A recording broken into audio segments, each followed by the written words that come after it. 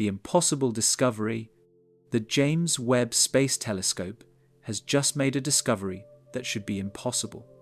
According to our current understanding of cosmology, nothing can be older than the Big Bang. The Big Bang marks the beginning of time itself, the moment when space, matter, and energy came into existence 13.8 billion years ago. Everything in the universe, from the smallest subatomic particle to the largest galaxy cluster, originated in that primordial explosion. Or, so we thought. Recent observations from JWST have revealed structures, galaxies, and phenomena that appear to predate the universe itself. These findings are sending shockwaves through the scientific community, forcing physicists and astronomers to question fundamental assumptions about cosmic history, the nature of time, and the very beginning of existence. The implications are staggering.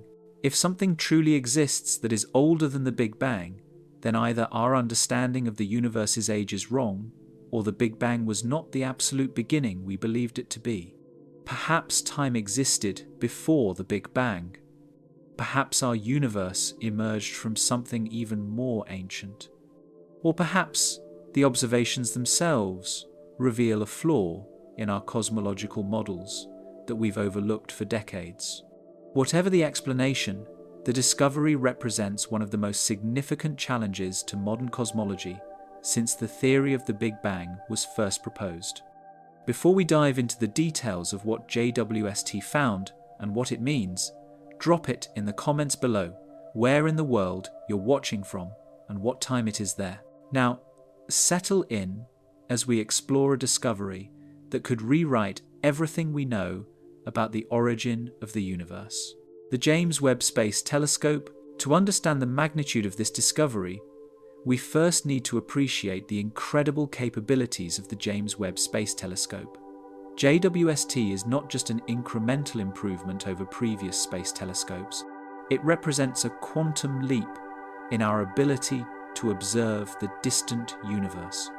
Launched on the 25th of December 2021 and positioned at the second Lagrange point, about 1.5 million kilometers from Earth, JWST is the most powerful space telescope ever built. Its primary mirror spans 6.5 meters in diameter, more than twice the size of the Hubble Space Telescope's mirror, giving it nearly 7 times the light collecting area. But size is not JWST's only advantage. The telescope is optimized to observe in the infrared range of the electromagnetic spectrum, which is crucial for studying the early universe. When light travels across billions of light years of expanding space, it gets stretched by cosmic expansion, shifting visible light into the infrared.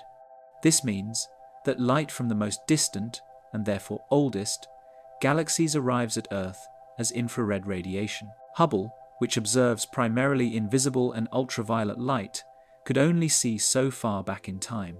JWST's infrared capabilities allow it to peer deeper into the cosmic past than any telescope before it, observing galaxies as they were just a few 100 million years after the Big Bang. The telescope's suite of 4 instruments works together to capture images and spectra of incredible detail.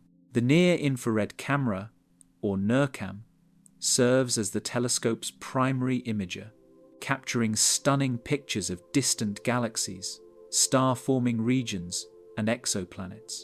The Near-Infrared Spectrograph, NIRSpec, can analyze the light from up to 100 objects simultaneously, breaking down their light into spectra that reveal their chemical composition, temperature, velocity, and distance.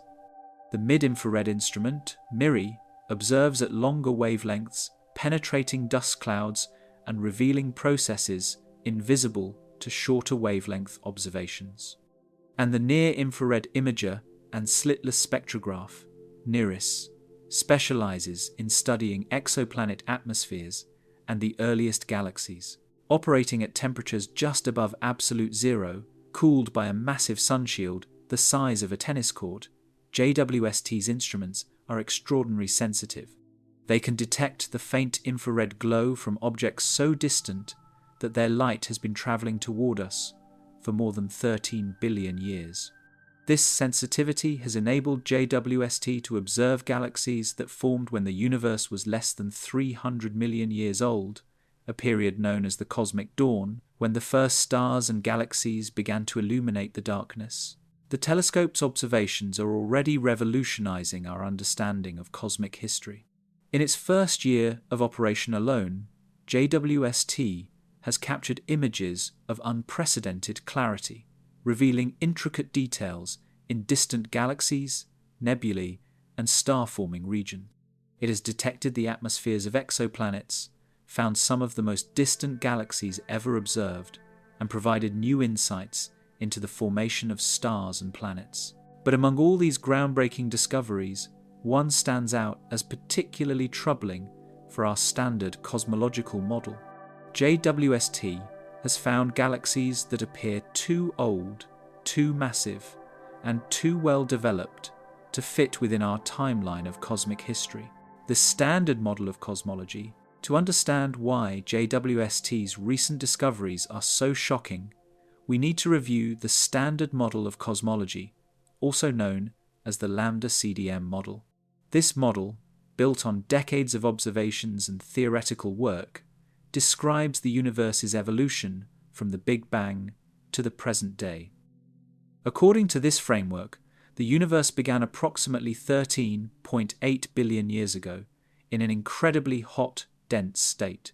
In the first fraction of a second, the universe underwent a period of exponential expansion called cosmic inflation, growing from quantum scales to macroscopic size faster than the speed of light. After inflation ended, the universe continued to expand and cool, but at a much slower rate. In the first few minutes after the Big Bang, nuclear reactions forged the lightest elements, hydrogen, helium, and traces of lithium. For the next 380,000 years, the universe was opaque, filled with a hot plasma of electrons and protons that scattered light in all directions. But as the temperature dropped below about 3000 degrees Kelvin, electrons and protons combined to form neutral hydrogen atoms, and light could finally travel freely. This moment, called recombination, released the cosmic microwave background radiation that we still observe today, a faint glow coming from every direction in the sky. After recombination came the cosmic dark ages, a period when the universe was filled with neutral hydrogen gas, but no stars had yet formed.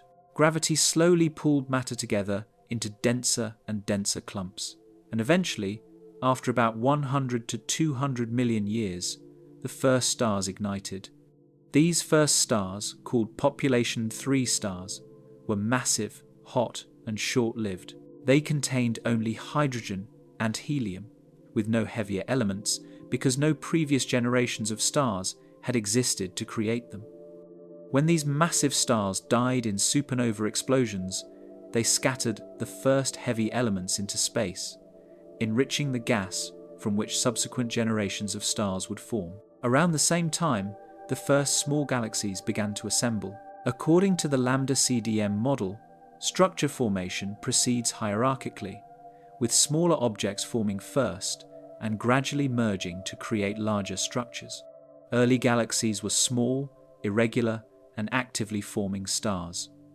Over hundreds of millions of years, these proto-galaxies merged and grew, eventually forming the large spiral and elliptical galaxies we see in the nearby universe today. The timeline is crucial here.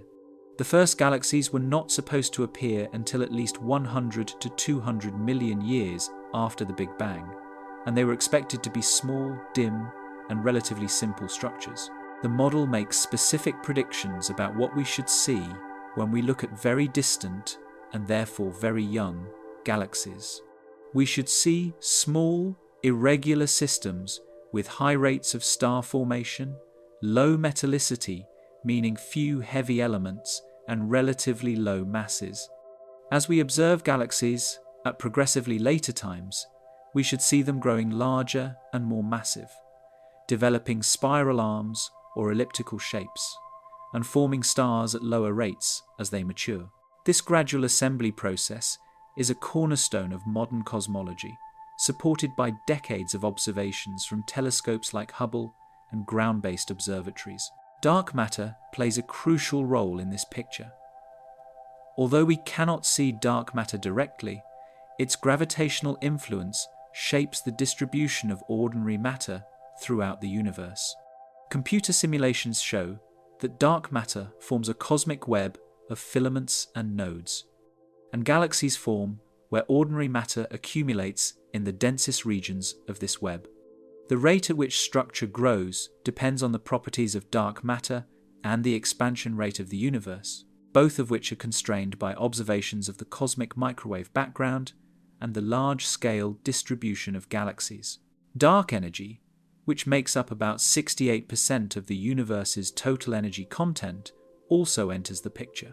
Dark energy causes the expansion of the universe to accelerate, and this acceleration affects when and how structures form. In the Standard Model, the interplay between gravity pulling matter together, the expansion of space pulling it apart, and the properties of dark matter and dark energy determines the timeline of cosmic history. Everything from the formation of the first stars to the assembly of galaxy clusters follows from this framework, and the predictions have been tested and confirmed by countless observations. Or at least, that's what we thought until JWST started sending back its data, the first shocking observations. When JWST began its science operations in the summer of 2022, astronomers were eager to see what it would reveal about the early universe. The telescope's first deep-field image, released in July 2022, showed thousands of galaxies in a tiny patch of sky, some of them among the most distant ever observed. The detail and clarity were breathtaking, far surpassing anything Hubble could achieve. But as astronomers began analyzing the data in detail, they noticed something strange. Some of the galaxies JWST was observing at very high redshifts, meaning very great distances and very early times, looked surprisingly mature. Redshift is a measure of how much the light from an object has been stretched by the expansion of space. The higher the redshift, the more distant the object and the earlier in cosmic history we're observing it. Hubble had previously found galaxies with redshifts around 10 or 11, corresponding to times when the universe was only 400 to 500 million years old. JWST, with its superior sensitivity, was expected to push this boundary back, finding galaxies at even higher redshifts, perhaps as high as 15 or 20, and it did. Within months, JWST had identified numerous candidate galaxies with redshifts between 10 and 20, corresponding to ages of 200 to 400 million years after the Big Bang. Some candidates even appeared to have redshifts above 20, suggesting they formed less than 200 million years after the Big Bang. Finding distant galaxies was not surprising. What was surprising was their appearance. According to the Standard Model, galaxies this young should be small, dim, and irregular. They should be in the early stages of assembly, with high rates of star formation as they rapidly build up their stellar population. Instead, many of the galaxies JWST observed were large, bright, and shockingly well organized. Some appeared to have masses equivalent to tens of billions of solar masses, comparable to the Milky Way today. They showed signs of having already formed large numbers of stars, with some even exhibiting features like spiral arms or disk structures that were not supposed to exist so early. One particularly striking example was a galaxy dubbed Sears 93316, initially reported to have a redshift around 16.7, which would place it just 250 million years after the Big Bang.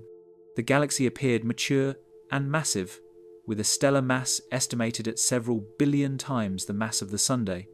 If confirmed, this would mean that somehow, in just 250 million years, gravity had assembled a structure containing billions of stars, each of which takes millions of years to form.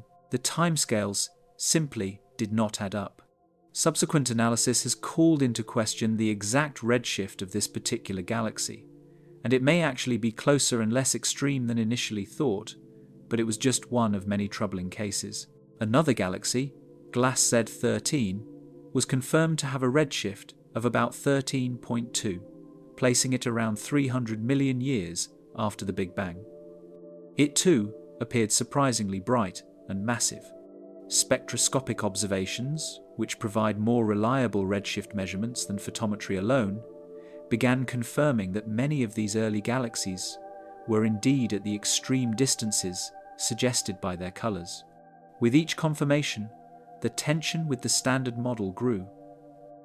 How could such massive, mature galaxies exist so early in cosmic history? Astronomers started calling this the impossibly early galaxy problem. The term was not meant to suggest that the galaxies were literally impossible, but rather that their existence challenged key assumptions in our cosmological models. If galaxies this large and mature could form in just a few 100 million years, then either star formation and galaxy assembly proceeded much more efficiently in the early universe than we thought, or something fundamental about our timeline was wrong. Some researchers began whispering about more radical possibilities. What if the universe was older than we thought? What if the Big Bang was not the beginning? What if there were structures that predated the Big Bang itself? Analyzing the data, as the initial shock of these observations wore off, astronomers began the painstaking work of analyzing the data in detail, trying to determine whether the early galaxies were truly as massive and mature as they appeared, or whether there were alternative explanations. One possibility was that the measurements were simply wrong. Determining the distance to a galaxy based on its colors and spectrum is not always straightforward, especially for very distant objects where the light is extremely faint and can be contaminated by foreground sources or instrumental artifacts. Photometric redshifts, which estimate distance based on the colors of a galaxy as measured through different filters, are less reliable than spectroscopic redshifts, which are based on identifying specific spectral lines in the galaxy's light and measuring their wavelength shift.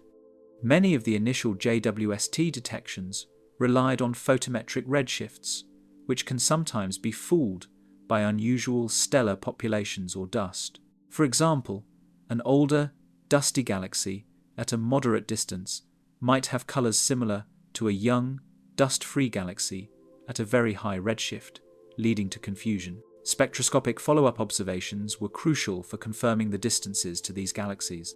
JWST's NIRSpec instrument has the capability to obtain spectra of many galaxies simultaneously, and teams of astronomers quickly proposed and executed observations to confirm the redshifts of the most intriguing candidates. In many cases, the spectroscopic redshifts confirmed that the galaxies were indeed at the extreme distances suggested by their colors. In other cases, the galaxies turned out to be closer than initially thought, resolving the apparent conflict with the standard model. But even accounting for these revisions, a significant number of genuine high redshift, massive galaxies remained, posing a real challenge to our understanding. Another complication was estimating the masses of these galaxies. The mass of a galaxy is typically inferred from its luminosity, based on models of how much light stars of different types emit. If a galaxy contains old, evolved stars, it might be quite massive, even if it does not appear extremely bright. Conversely, if it contains mainly young, hot stars, it could be quite bright, but not as massive as it appears.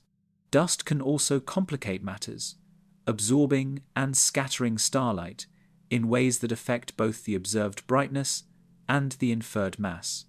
Some researchers suggested that the early galaxies might be less massive than initial estimates, once all these factors were properly accounted for. However, even with conservative estimates, many of the early galaxies still appeared to be more massive than the standard model comfortably allowed. Computer simulations of galaxy formation, which track how dark matter and ordinary matter evolve from the initial conditions of the Big Bang, struggle to produce such massive galaxies so early. The simulations show that structure formation is a gradual process, with the first galaxies being small and only slowly growing through mergers and continued star formation.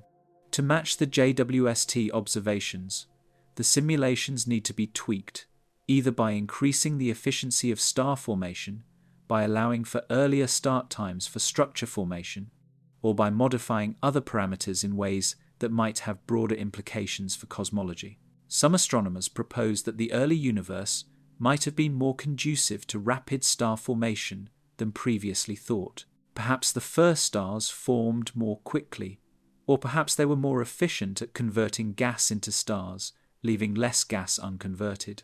Others suggested that the initial seeds of galaxies, the small fluctuations in density present in the early universe, might have been slightly larger or more numerous than our models assumed. If so, structure could have started forming earlier and progressed faster. These modifications, while possible, raised new questions about why the early universe would behave so differently from later epochs. A more radical possibility, which some researchers began to consider seriously, was that the standard cosmological timeline was wrong. What if the universe was not 13.8 billion years old, but somewhat older? An older universe would allow more time for galaxies to form and mature, potentially explaining the observations.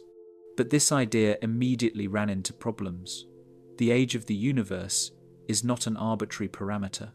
It is constrained by multiple independent lines of evidence, including observations of the cosmic microwave background, measurements of the expansion rate, studies of the oldest stars, and calculations of Big Bang nucleosynthesis. All of these point consistently to an age around 13.8 billion years. Changing this number would require revising not just one measurement, but an entire interlocking framework of observations and theory. The crisis in cosmology. The term crisis in cosmology began appearing in scientific papers and popular articles as the implications of the JWST observations sank in. The crisis was not just about a few unexpectedly massive galaxies.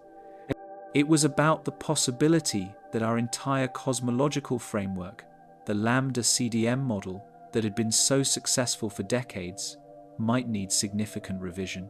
The situation was reminiscent of earlier crises in physics, moments when observations could not be reconciled with prevailing theory and a revolution was needed. One of the most famous such crises occurred in the late 19th century when physicists struggled to explain the spectrum of blackbody radiation. Classical physics predicted that hot objects should emit infinite amounts of ultraviolet light, a result known as the ultraviolet catastrophe. The resolution came from Max Planck's introduction of the quantum hypothesis, the idea that energy is emitted in discrete chunks rather than continuously. This radical idea eventually led to the development of quantum mechanics, revolutionizing physics. Could JWST's observations represent a similar moment where nature is telling us that our current theories are incomplete? There were precedents in cosmology itself. In the 1920 seconds, observations by Edwin Hubble showed that the universe was expanding, overturning the previously held belief in a static cosmos. In the 1960 seconds, the discovery of the cosmic microwave background provided strong evidence for the Big Bang theory, eliminating competing models like the steady-state universe. In the late 1990 seconds, observations of distant supernovae revealed that the universe's expansion was accelerating, leading to the discovery of dark energy. Each of these discoveries forced a re-evaluation of fundamental assumptions and led to new paradigms. Perhaps JWST's findings heralded another such shift. Some cosmologists began proposing alternative models to explain the observations.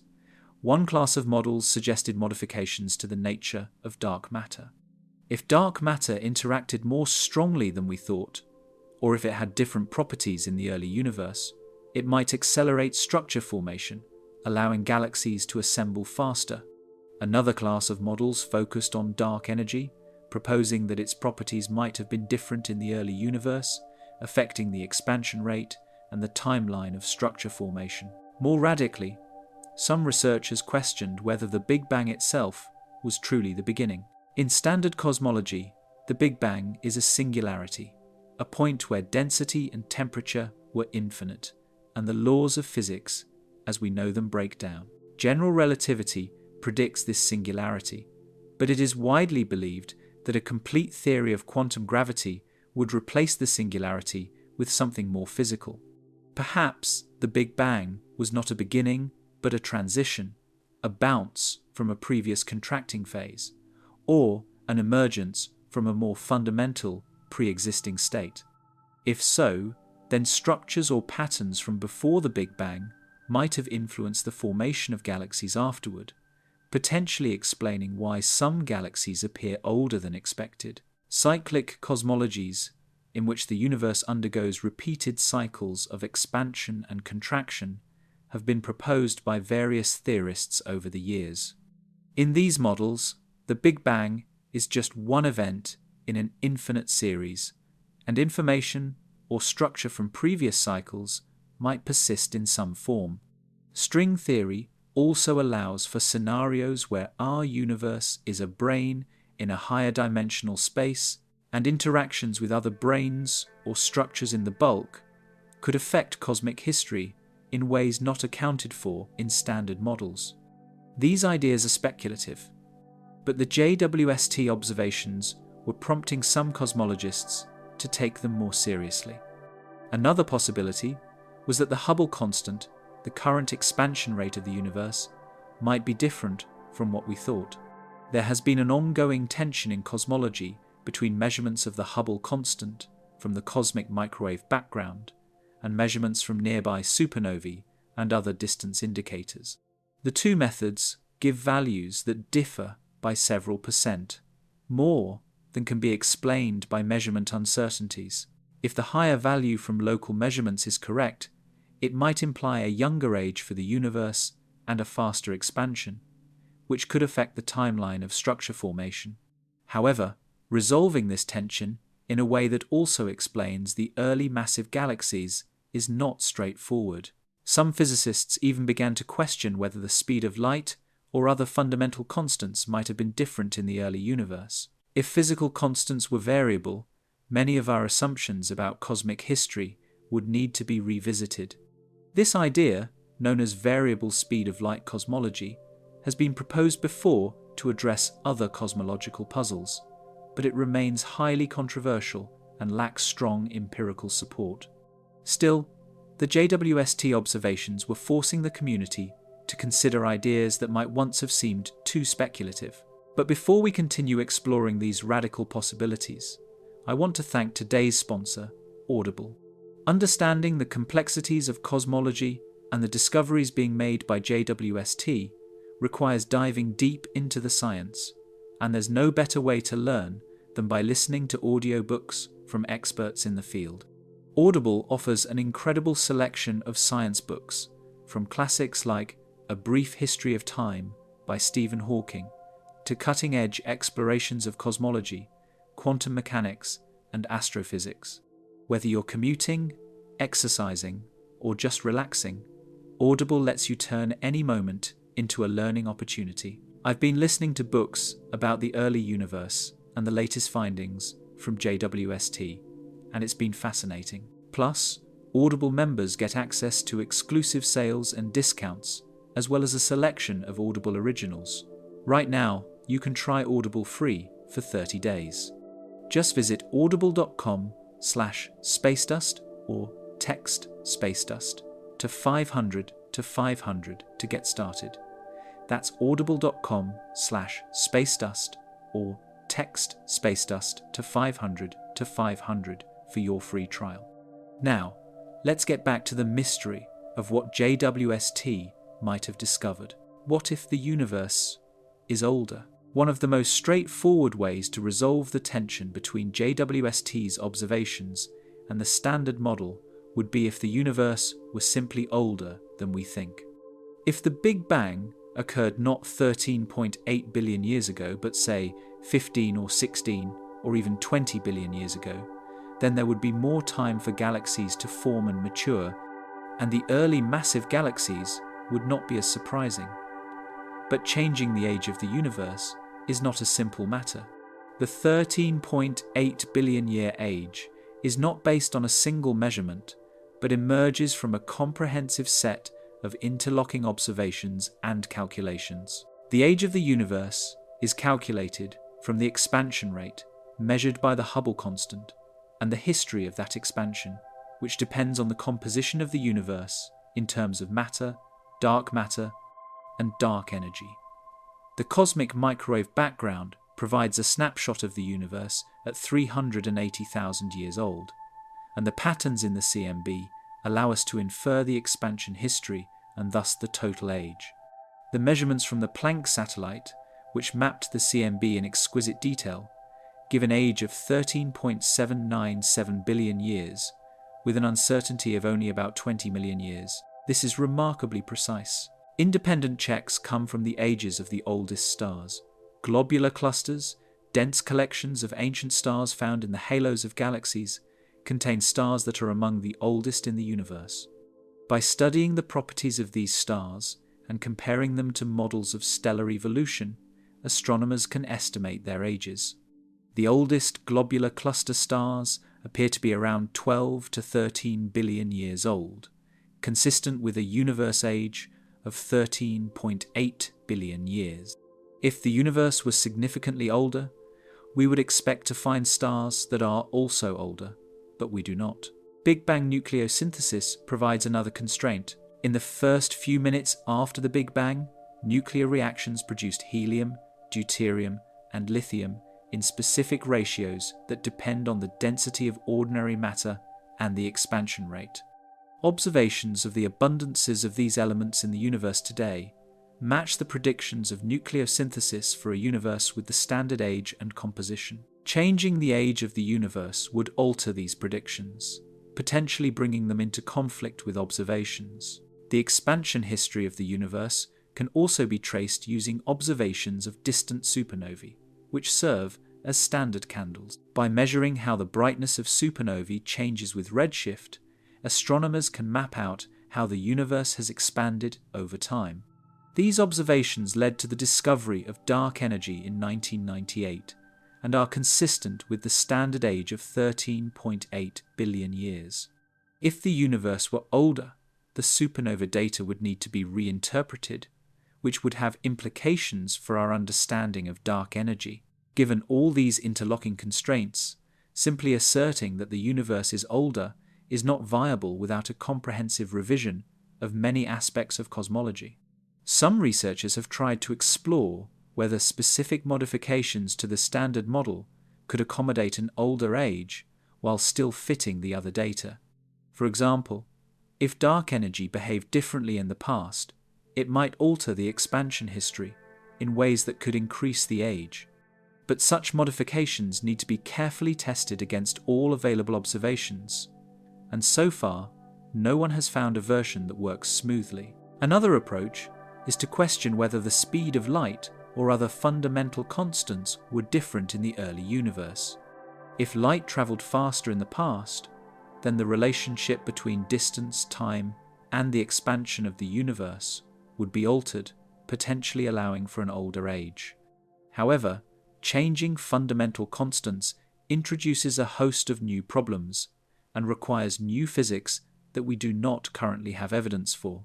Most physicists are reluctant to go down this path unless absolutely necessary. There is also the possibility that our measurements of the Hubble constant are wrong. As mentioned earlier, there is a tension between different methods of measuring the expansion rate. If the lower value from the CMB is correct, the universe is slightly older.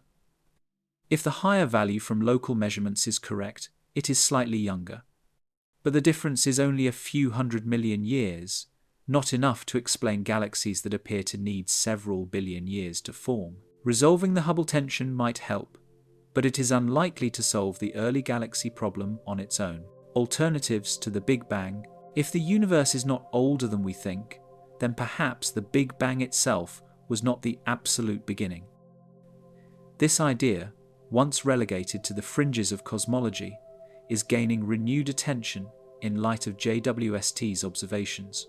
There are several ways in which the Big Bang might not be the ultimate origin of everything, and each has different implications for what might have existed before and how it might have influenced what came after. One possibility is the cyclic or oscillating universe model. In this scenario, the universe undergoes repeated cycles of expansion and contraction. Each cycle begins with a big bang, expands for billions of years, then eventually recollapses in a big crunch, only to bounce back in a new big bang. This process might repeat infinitely, with each cycle being one phase in an eternal cosmic rhythm. The appeal of this model is that it avoids the problem of an absolute beginning, which many find philosophically troubling. If the universe has always existed, cycling through phases of expansion and contraction, then there is no need to explain how it came from nothing. In cyclic models, information or structure from previous cycles might carry over into the next cycle. Perhaps the seeds of galaxies, imprinted as density fluctuations in one cycle, persist through the bounce and reappear in the next cycle, giving structure formation a head start. This could explain why JWST sees galaxies that appear older than expected. They are not really older than the current Big Bang, but they are built on foundations laid in a previous cycle. However, cyclic cosmologies face significant challenges. One is the problem of entropy. The second law of thermodynamics states that entropy, or disorder, always increases. In a cyclic universe, entropy would build up over each cycle, and eventually the universe would reach a state of maximum entropy where no further cycles could occur.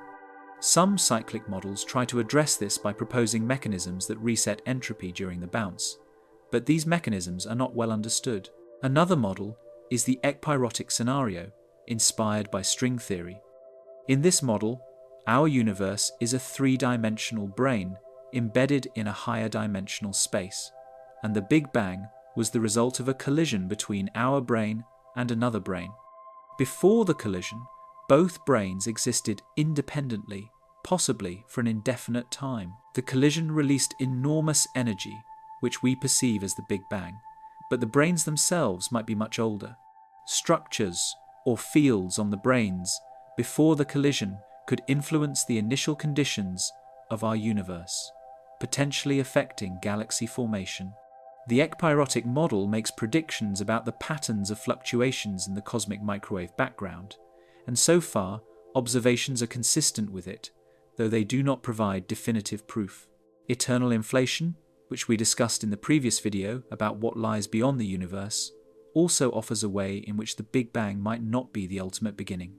In eternal inflation, a vast inflating region gives birth to countless bubble universes, each with its own Big Bang. The inflating region itself might have existed indefinitely into the past, or it might have emerged from some prior state. If our Big Bang was just one bubble nucleating within eternal inflation, then the broader inflating space is older than our universe, and the processes occurring in that space might affect the properties of newly formed bubbles. Some researchers have speculated that interactions between bubbles, or inheritance of structure from the inflating background, could lead to anomalies in the early universe that might show up as unexpectedly mature galaxies. Quantum cosmology offers yet another perspective. In this framework, the universe emerged from a quantum state, possibly a quantum fluctuation in a pre-existing quantum vacuum.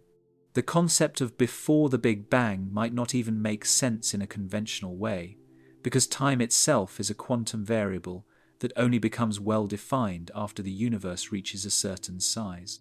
However, the quantum state from which the universe emerged could have structure or properties that influence the subsequent evolution, and this might affect how quickly galaxies form. These ideas are highly speculative and difficult to test, but they illustrate the range of possibilities that cosmologists are considering. String theory provides a rich landscape of possible cosmologies. In some string theory scenarios, there are multiple spatial dimensions beyond the three we experience, and our universe might be just one slice or brain in this higher dimensional space. The extra dimensions could contain energy, fields, or even other universes, and interactions with these structures could affect the evolution of our universe in ways not captured by the standard model.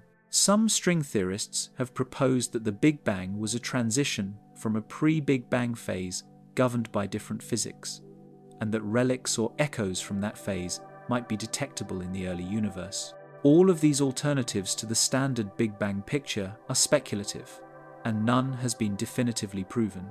But the JWST observations are forcing cosmologists to take them more seriously. If the standard model cannot comfortably accommodate the early massive galaxies, then perhaps it is time to explore models where the Big Bang is not the absolute beginning. These explorations are in their early stages, and it remains to be seen whether any of them can provide a consistent framework that matches all observations. But the willingness to question foundational assumptions is a sign of a healthy and vibrant scientific field, and it is precisely this kind of questioning that has led to breakthroughs in the past. Could there be pre-Big Bang structures? One of the most tantalizing possibilities raised by JWST's observations is that some structures in the universe might have originated before the Big Bang. This idea sounds paradoxical at first. How can something exist before the beginning of time? But as we have seen, the Big Bang might not be the absolute beginning. If there was a pre-Big Bang phase, whether a previous cycle, a quantum state, or a different cosmic epoch, then structures or patterns from that phase might have left imprints on our universe. In cyclic cosmologies, the transition from one cycle to the next is a critical phase. If the universe contracts to a very small size before bouncing, quantum effects become important, and the classical description of space-time breaks down. A complete theory of quantum gravity would be needed to describe what happens at the bounce, and such a theory does not yet exist. However, some models suggest that during the bounce, information is preserved in a way that allows density fluctuations or other features from the previous cycle to carry over into the new cycle.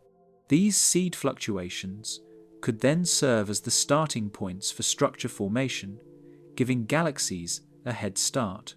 In the ekpyrotic scenario, the pre-collision brains might have had their own structures, such as variations in energy density or configurations of fields. When the brains collided, these structures would be imprinted on the hot, dense state that became our universe. As the universe expanded and cooled, these imprints would evolve into the density fluctuations that seeded galaxies. If the pre-collision brains were older or more evolved than the age of our universe would suggest, then the galaxies that formed might appear anomalously mature. Eternal inflation offers another route to pre-Big Bang structure.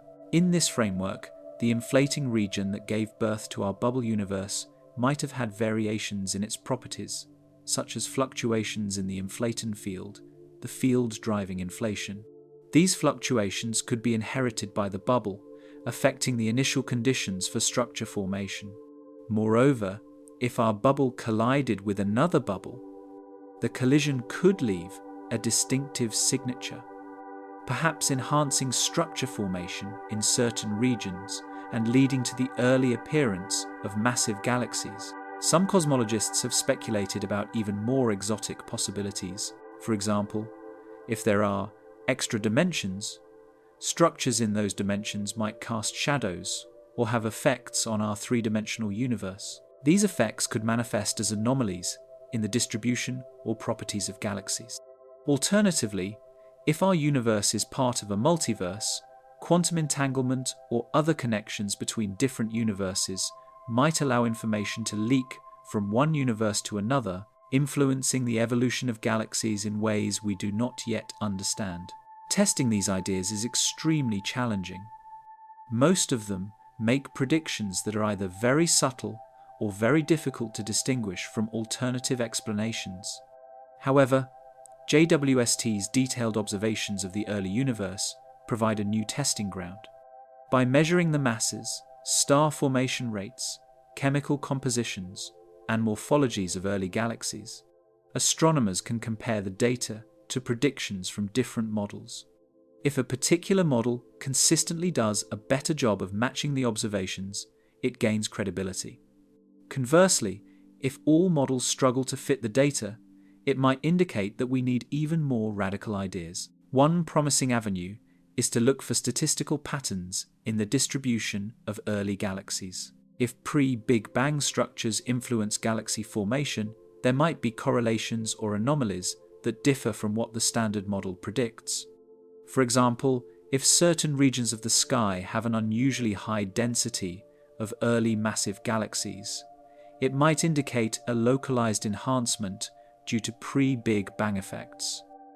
Similarly, if the orientations of galaxies show unexpected alignments, it could hint at large-scale structure inherited from a previous phase.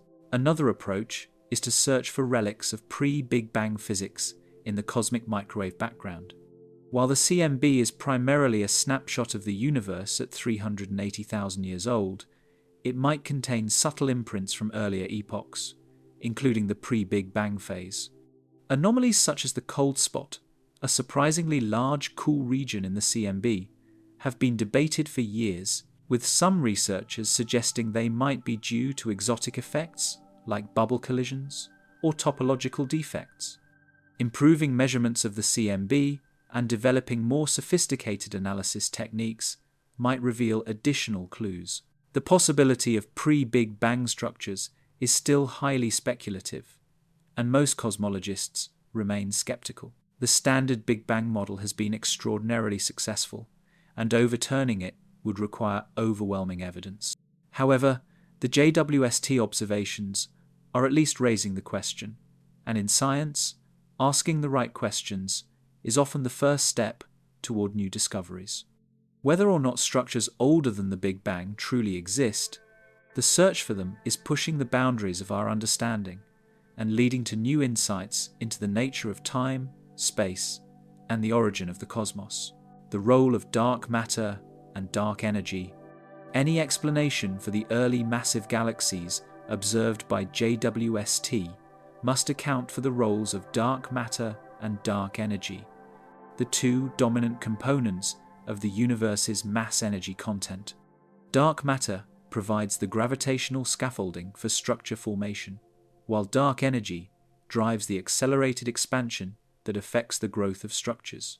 If either of these components behaved differently in the early universe than we currently assume, it could have profound implications for galaxy formation. Dark matter is essential for galaxy formation because ordinary matter alone cannot clump together fast enough to form galaxies in the time available.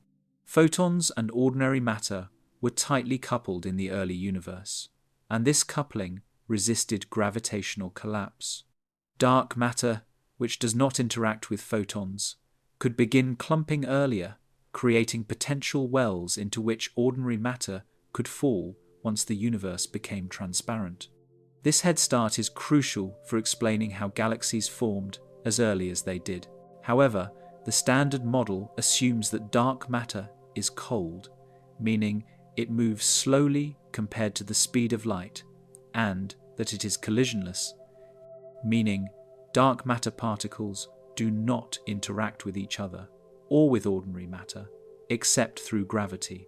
If dark matter were warmer, moving at higher velocities, it would smooth out small-scale structures, potentially delaying galaxy formation. Conversely, if dark matter particles interacted with each other even weakly, through a process called self-interaction, it could affect how dark matter clumps and how quickly galaxies form. Some researchers are exploring whether modifications to the properties of dark matter could explain the JWST observations. One possibility is that dark matter in the early universe was colder or clumpier than we thought, allowing structures to form even faster. Another is that there might be multiple types of dark matter with different properties, and that one type dominated in the early universe while another dominates today. These ideas are speculative but testable.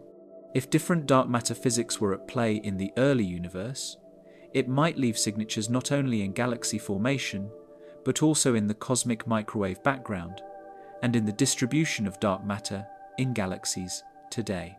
Dark energy, on the other hand, primarily affects the universe on the largest scales and at late times.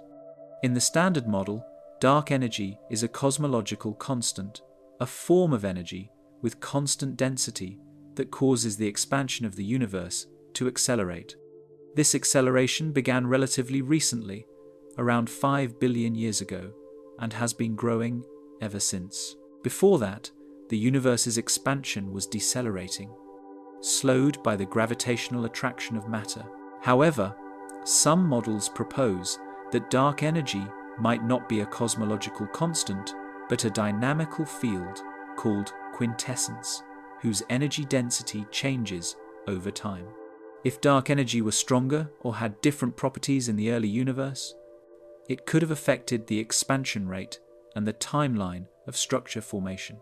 For example, if dark energy were weaker in the early universe, the expansion would have been slower, giving gravity more time to pull matter together and potentially accelerating galaxy formation.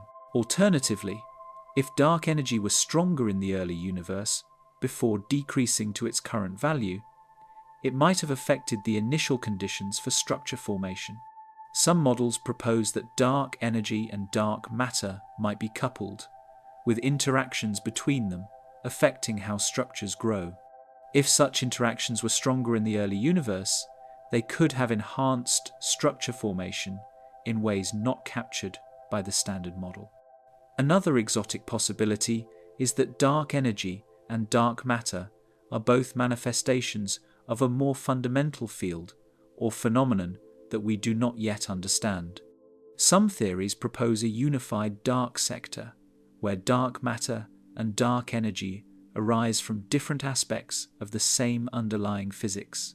If this is true, the behavior of both components in the early universe might differ from what we assume, and these differences could affect galaxy formation in complex ways.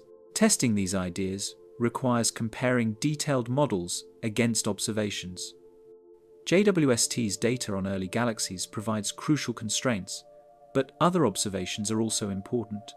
Measurements of the cosmic microwave background, the large-scale distribution of galaxies, the clustering of dark matter inferred from gravitational lensing, and the expansion history traced by supernovae all contribute to our understanding of dark matter and dark energy.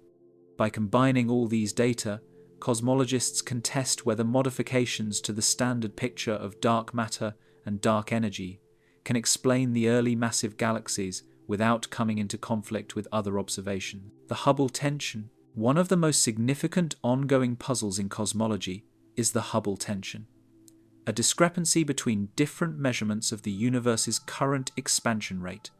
This tension has been growing for years, and it might be related to the issues raised by JWST's observations of early galaxies. Understanding the Hubble tension is important for assessing whether our cosmological model is fundamentally correct or whether it needs revision. The Hubble constant, usually denoted h0, quantifies how fast the universe is expanding today. It is measured in kilometers per second per megaparsec, meaning that for every megaparsec, about 3.26 million light-years of distance, galaxies are receding at a certain speed. The value of h0 determines the age of the universe, the scale of cosmic structures, and the timeline of cosmic history. Two main methods are used to measure h0, and they give results that disagree by about 9%, which is far more than can be explained by measurement uncertainties. The first method uses the cosmic microwave background. By measuring the patterns of fluctuations in the CMB, cosmologists can infer the properties of the early universe, including the expansion rate. Using this information and the Standard Model of cosmology, they can extrapolate forward to calculate the current expansion rate. The Planck satellite, which made the most precise CMB measurements to date, gives a value of h0 around 67 kilometers per second per megaparsec. This method has small uncertainties, and the result is consistent with earlier CMB measurements from WMAP and other experiments. The second method uses observations of relatively nearby objects, such as Cepheid variable stars and Type Ia supernovae, which serve as distance indicators. By measuring the distances and velocities of these objects, astronomers can directly measure the expansion rate in the local universe. This method, pioneered by teams led by Adam Rees and others, gives a value of H0 around 73 km per second per megaparsec, significantly higher than the CMB result.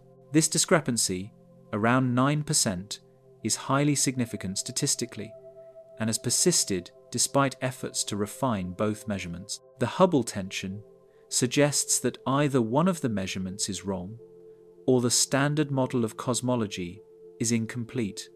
If the local measurement is correct, the universe is expanding faster today than the CMB predicts, which might indicate new physics, such as a form of dark energy that has changed over time, or additional relativistic particles in the early universe that affected the expansion rate.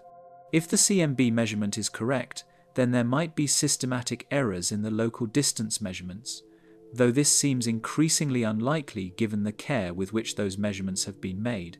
One intriguing possibility is that the Hubble tension is related to the early massive galaxies observed by JWST. If the universe's expansion history were different from what we assume, it could affect both the age of the universe and the timeline of structure formation. For example, if the expansion were faster in the early universe, it might delay structure formation, making it harder to form massive galaxies quickly. Conversely, if the expansion was slower, it might accelerate structure formation. But this would conflict with CMB measurements. Finding a consistent picture that resolves both the Hubble tension and the early galaxy problem is a major challenge. Some cosmologists have proposed that the solution to the Hubble tension might involve modifications to the standard model, such as varying fundamental constants, additional fields or particles, or changes to the behavior of dark energy or dark matter. If any of these modifications also help explain the early massive galaxies, it would be a powerful argument in favor of the new physics. However, so far, no single proposal has successfully addressed both issues while remaining consistent with all other observations. Another possibility is that the Hubble tension and the early galaxy problem are unrelated, and that each requires its own explanation. This would be less elegant, but might be closer to the truth. Science does not always provide tidy, unified answers, and sometimes different puzzles have different solutions. Nevertheless, the fact that both issues involve the timeline and evolution of the universe suggests that they might be connected, and many researchers are actively exploring this possibility. Rethinking star formation.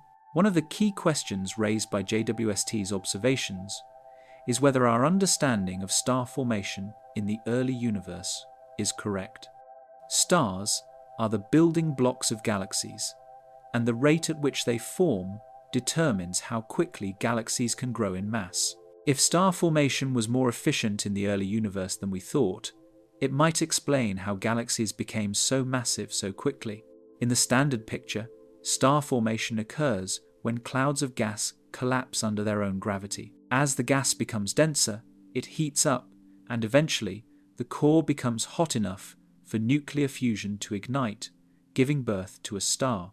The efficiency of this process depends on many factors, including the temperature and density of the gas, the presence of heavy elements that can cool the gas and allow it to collapse more easily, and the influence of feedback from previous generations of stars, such as supernova explosions and stellar winds that can heat the gas and prevent further collapse. In the early universe, conditions were different from today. The gas was almost entirely hydrogen and helium, with only trace amounts of heavier elements.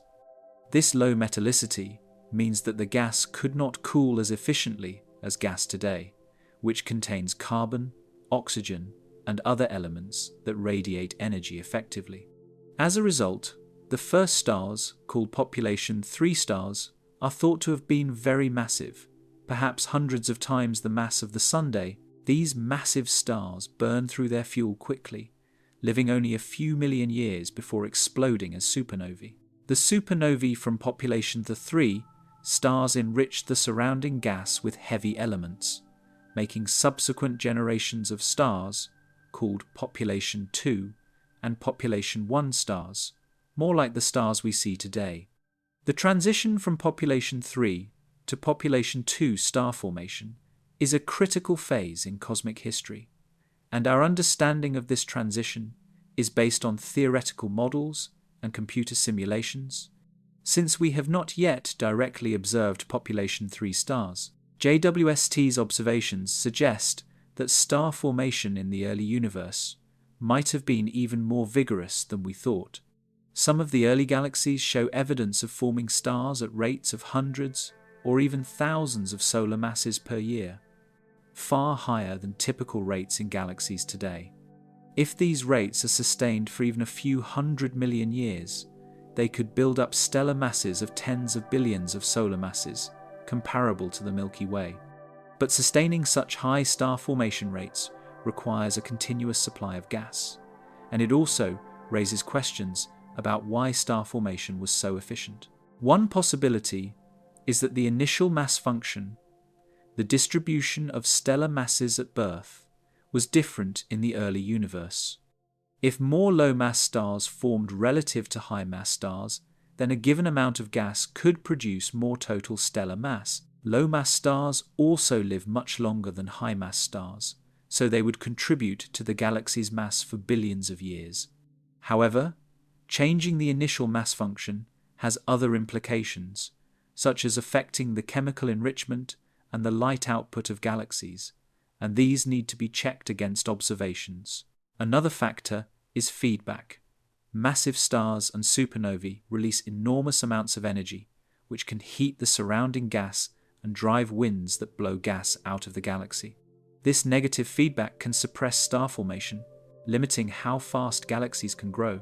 In the Standard Model, feedback is thought to be important in regulating star formation and preventing all the gas from turning into stars too quickly. However, if feedback were less effective in the early universe, perhaps because the gas was less dense or because magnetic fields were weaker, then star formation could proceed more efficiently. Some researchers have proposed that the early universe might have had regions of unusually high gas density or low turbulence, creating conditions that favored rapid star formation. Others have suggested that the first galaxies might have experienced bursts of star formation triggered by mergers or by the infall of cold gas streams from the cosmic web.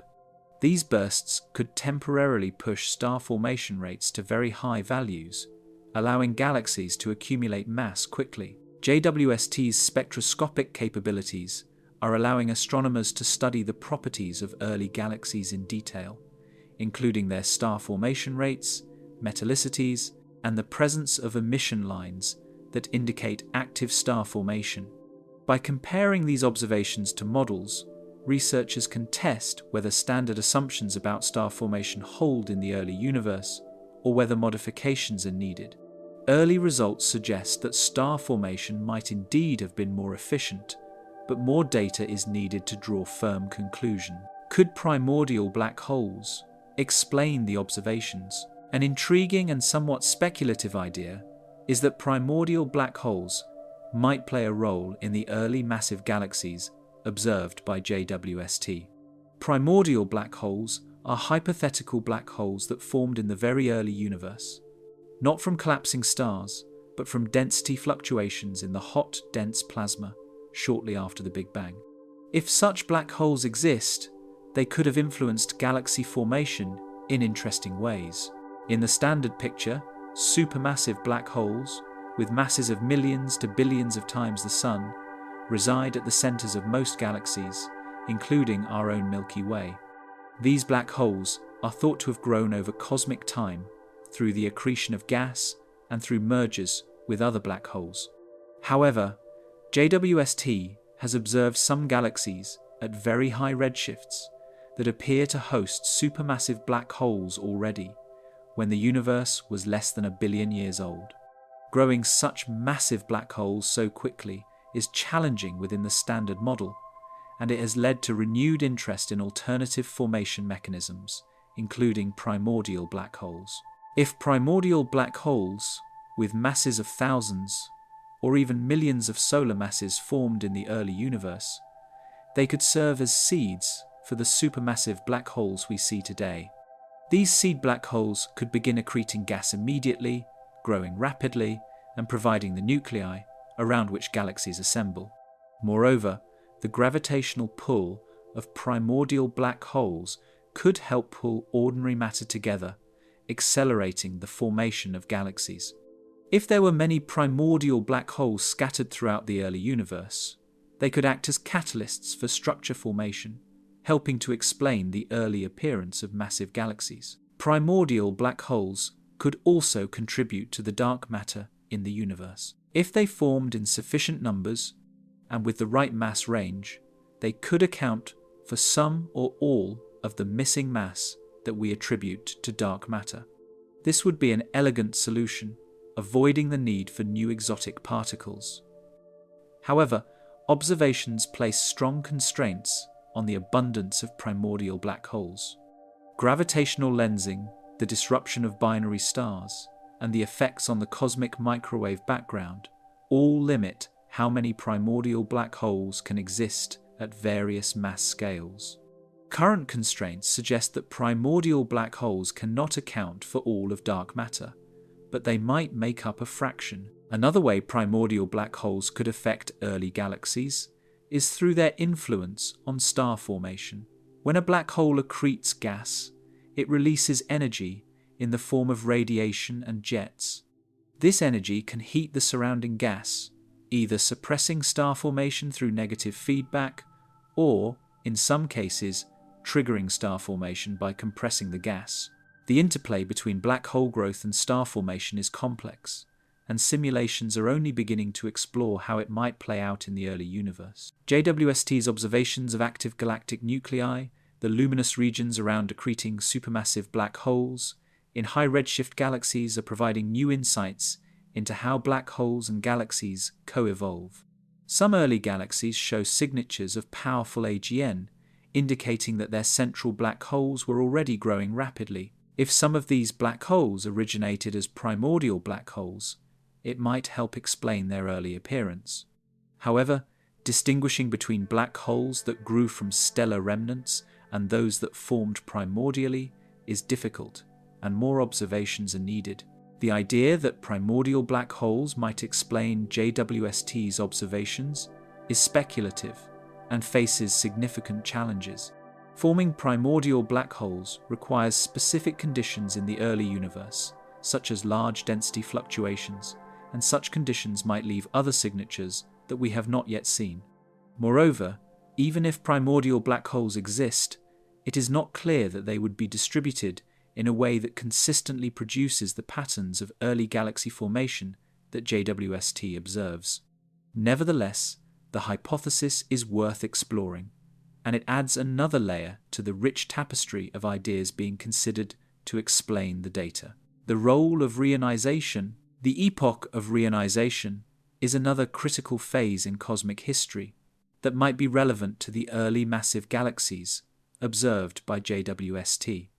Reionization refers to the process by which neutral hydrogen gas in the universe was ionized, or stripped of its electrons, by the ultraviolet light from the first stars and galaxies. This process transformed the universe from opaque to transparent, allowing light to travel freely over large distances. Before reionization, the universe was filled with neutral hydrogen that absorbed ultraviolet light. This meant that UV photons from the first stars could not travel far before being absorbed, and the universe was essentially fogged in. As more stars formed and emitted more UV radiation, bubbles of ionized gas began to grow around the first galaxies. Eventually, these bubbles overlapped, and the entire universe became ionized. This process is thought to have occurred between about 150 million and 1 billion years after the Big Bang, though the exact timeline is uncertain. JWST is uniquely positioned to study the epoch of reionization because it can observe galaxies during this period and measure their UV output.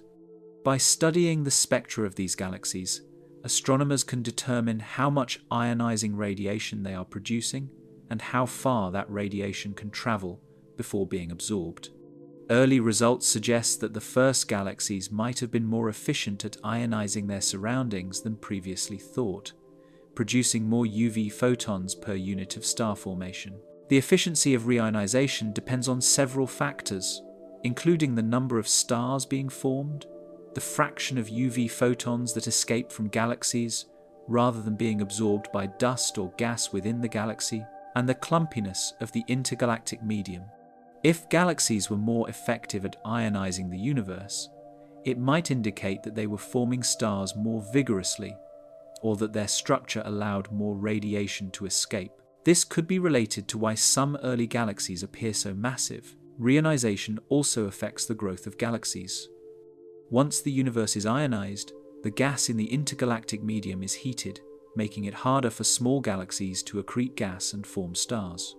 This suppression of star formation in small galaxies, sometimes called UV feedback or reionization feedback, might influence the distribution of galaxy masses.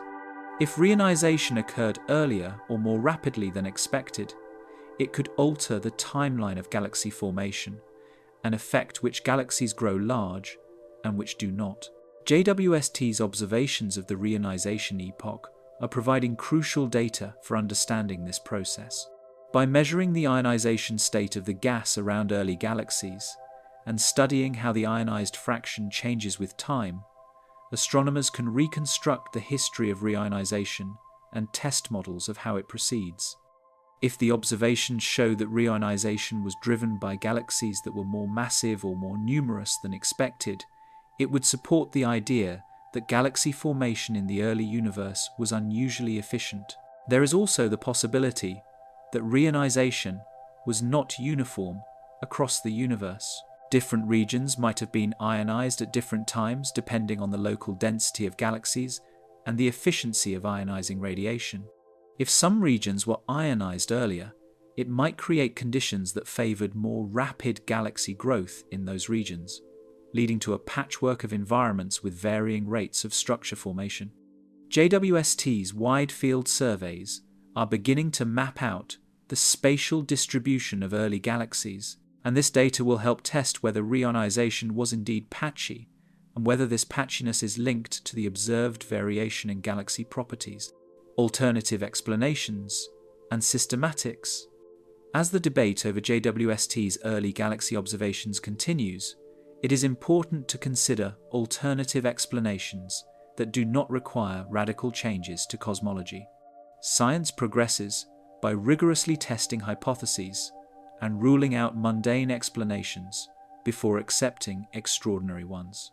In the case of the early massive galaxies, there are several potential alternative explanations related to observational systematics, data interpretation, and the limitations of our measurements. One possibility is that some of the galaxies are not as distant as they appear. Photometric redshifts, which estimate distance based on the colors of galaxies, can sometimes be incorrect, especially for galaxies with unusual stellar populations or dust content. A dusty galaxy at a lower redshift might have colors similar to a young galaxy at a higher redshift, leading to a misidentification. Spectroscopic follow-up is crucial for confirming redshifts, and as more spectroscopic data becomes available, some of the most extreme high redshift candidates might turn out to be closer and less problematic for the standard model. Another issue is the estimation of stellar mass. Converting the observed brightness of a galaxy into an estimate of its stellar mass requires assumptions about the stellar population, including the ages of the stars, their metallicity, and the initial mass function. If any of these assumptions are incorrect, the inferred masses could be significantly off. For example, if early galaxies contain an unusually large number of very massive, luminous stars, they might appear very bright, but have less total stellar mass than initially estimated. Alternatively, if the galaxies are experiencing intense bursts of star formation, the light might be dominated by young, hot stars, making the galaxy appear more massive than it actually is. Dust plays a complicating role as well.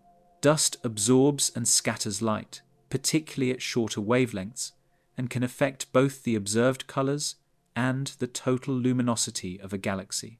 If early galaxies contain significant amounts of dust, they might appear redder and dimmer than they would otherwise, affecting redshift estimates and mass estimates. JWST's infrared capabilities help mitigate some of these effects, as infrared light can penetrate dust more easily, but modeling the exact amount and distribution of dust remains challenging. Systematic uncertainties in the instruments themselves are another consideration.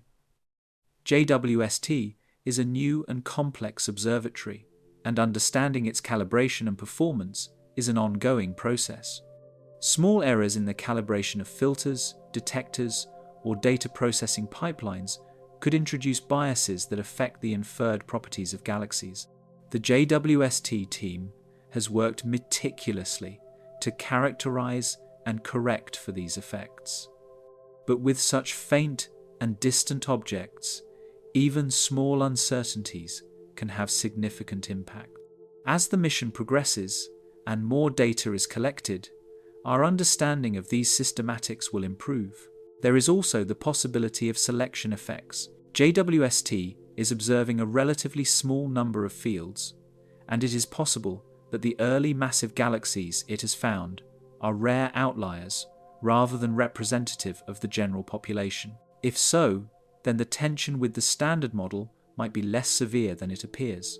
However, as more fields are observed and more galaxies are discovered, the statistics will become clearer, and we will be able to assess whether the early massive galaxies are truly as common as initial observations suggest. Some researchers have also pointed out that the definition of mass in early galaxies might need refinement. Galaxies at high redshift are observed during brief, intense phases of star formation, and their appearance might not reflect their typical state.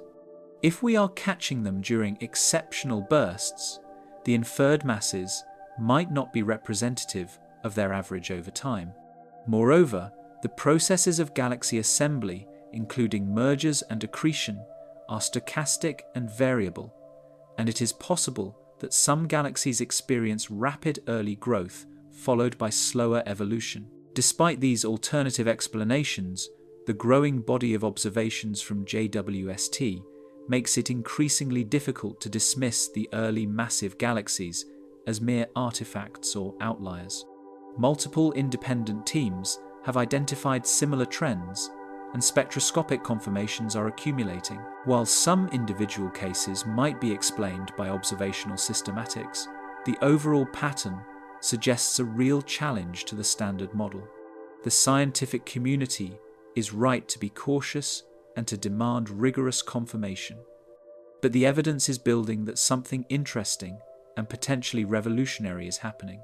The broader implications for physics: if JWST's observations truly indicate that something is wrong with our understanding of the early universe, the implications extend far beyond cosmology. They touch on fundamental aspects of physics, including general relativity, quantum mechanics, thermodynamics, and the nature of time. Understanding what might be wrong, or what might be missing from our theories, requires considering how these different areas of physics interconnect. General relativity, Einstein's theory of gravity, is the foundation of modern cosmology.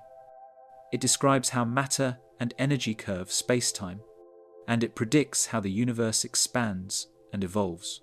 The Big Bang model and the Lambda CDM cosmology are built on general relativity, and any modification to the early universe timeline might require modifications to the theory itself.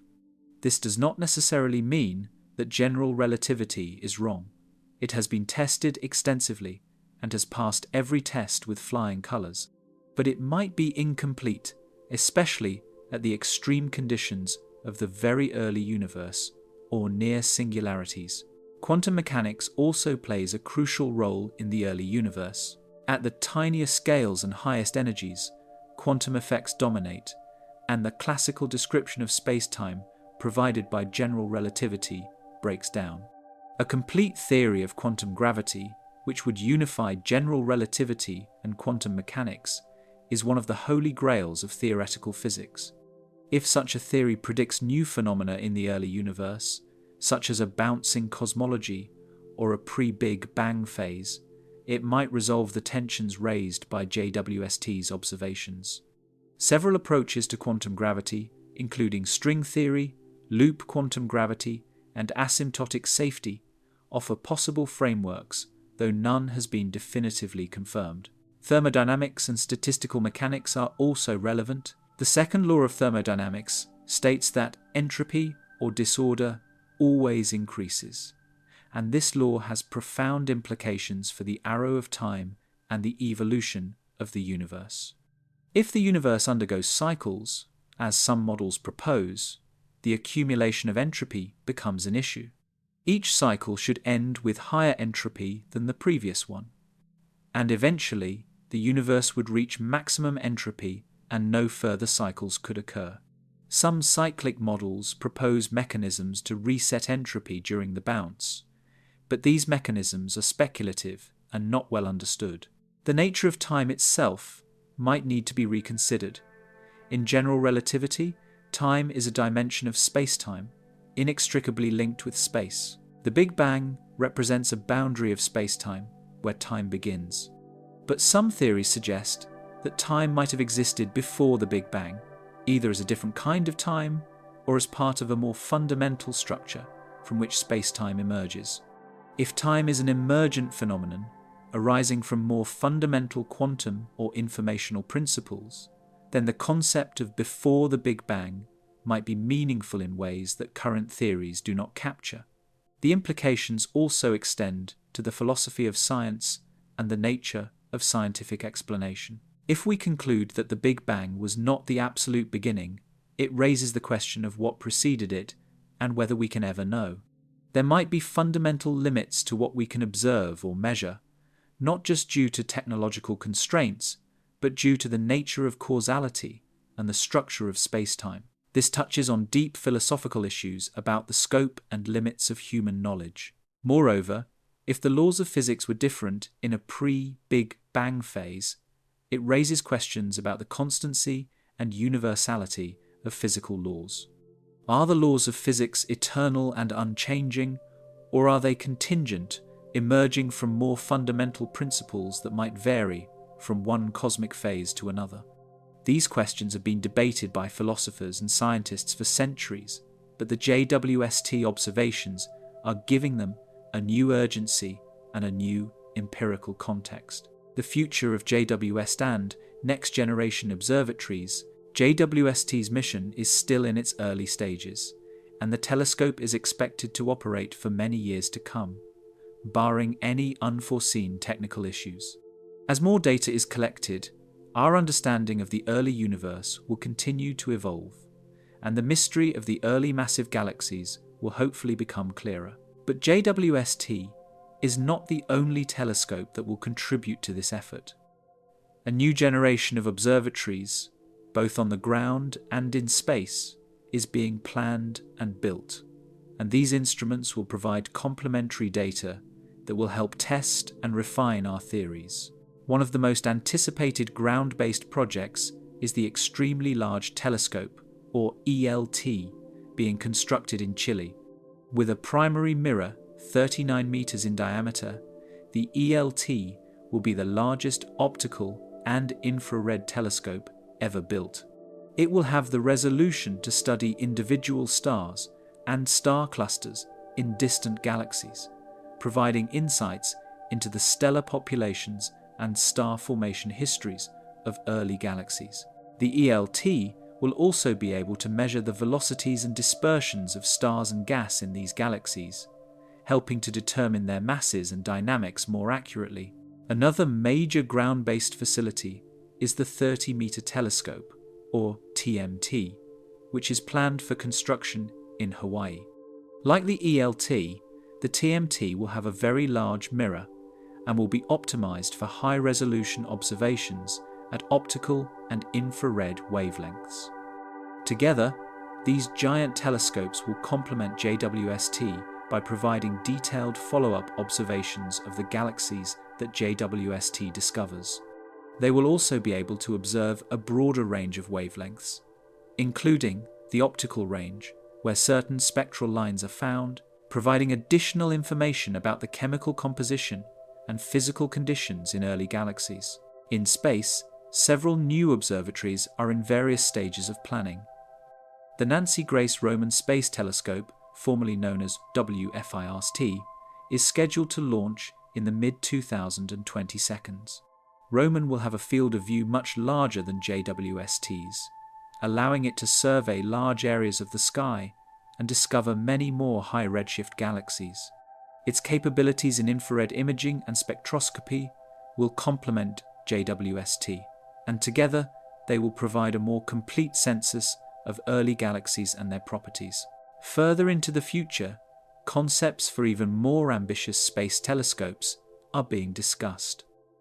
The Habitable Exoplanet Observatory, or HabEx, and the Large UV, divided by optical, divided by infrared surveyor, or LUVOIR, are mission concepts that could provide unprecedented sensitivity and resolution, potentially allowing direct imaging of Earth-like exoplanets and detailed studies of the earliest galaxies. These missions are still in the planning stages, and their timelines and designs are subject to change, but they represent the next frontier in space-based astronomy. Gravitational wave observatories are also entering the picture. The Laser Interferometer Space Antenna, or LISA, is a space-based gravitational wave detector that will be sensitive to lower frequency waves than ground-based detectors like LIGO. LISA could detect gravitational waves from supermassive black hole mergers in the early universe, providing information about the growth of black holes and their role in galaxy formation. Combining gravitational wave observations with electromagnetic observations from telescopes like JWST will create a new era of multi-messenger astronomy. Advances in computational cosmology will also play a critical role. Modern supercomputers are capable of running ever more detailed simulations of the universe's evolution, modeling the interplay of dark matter, ordinary matter, star formation, black hole growth, and feedback processes. These simulations can be directly compared to JWST's observations, and discrepancies between the two can highlight where our models need improvement. As computing power continues to grow, and as our understanding of the relevant physics improves, simulations will become increasingly accurate and predictive. Artificial intelligence and machine learning are also being applied to the analysis of astronomical data. Algorithms can sift through vast datasets, identifying patterns and anomalies that might be missed by human researchers. Machine learning can also help refine models by finding optimal parameter values that match observations. As the volume of data from JWST and other telescopes grows, these computational tools will become indispensable. The human quest for knowledge. As we reflect on the discoveries being made by JWST and the questions they raise, it is worth stepping back to consider the broader human quest for knowledge and understanding. For as long as humans have existed, we have looked up at the sky and wondered. We have told stories about the stars, built monuments aligned with celestial events, and developed increasingly sophisticated tools to study the heavens. The question of where we come from, how the universe began, and what lies beyond the visible horizon are among the most profound questions we can ask. The scientific method, developed over centuries, has proven to be an extraordinarily powerful tool for answering these questions. By making observations, forming hypotheses, testing predictions, and revising theories in light of new evidence, science has uncovered truths about the universe that would have seemed like magic to our ancestors. We now know that the Earth orbits the Sun, that the Sun is one star among hundreds of billions in our galaxy, that our galaxy is one among hundreds of billions in the observable universe, and that the universe itself has a history, beginning with the Big Bang 13.8 billion years ago. Yet with each answer, new questions arise. The discovery of the expanding universe led to the question of what caused the expansion. The observation of galaxy rotation curves led to the discovery of dark matter. The measurement of distant supernovae led to the discovery of dark energy. And now, JWST's observations of early massive galaxies are leading us to question whether the Big Bang was truly the beginning. This iterative process, where each discovery opens new avenues of inquiry, is the essence of science. The questions JWST is raising are not just technical puzzles for specialists. They are questions about the nature of reality, the origin of existence, and the limits of human knowledge. They connect to deep philosophical and even spiritual traditions that have grappled with these issues for millennia. In asking whether anything can exist before the Big Bang, we are echoing ancient questions about creation, time, and the nature of being. Science does not replace these traditions, but it provides a new language and new methods for engaging with them. There is also something profoundly moving about the human capacity to ask and explore these questions. We are, as far as we know, the only species in the universe that has developed the ability to study the cosmos systematically and to ponder our place within it. This capacity is a product of billions of years of cosmic evolution, from the formation of the first atoms in the Big Bang, to the forging of heavy elements in stars, to the emergence of life on Earth, to the evolution of intelligence and consciousness.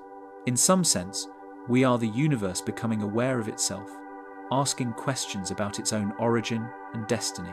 The discoveries made by JWST and the debates they are sparking remind us that our knowledge is always provisional and subject to revision.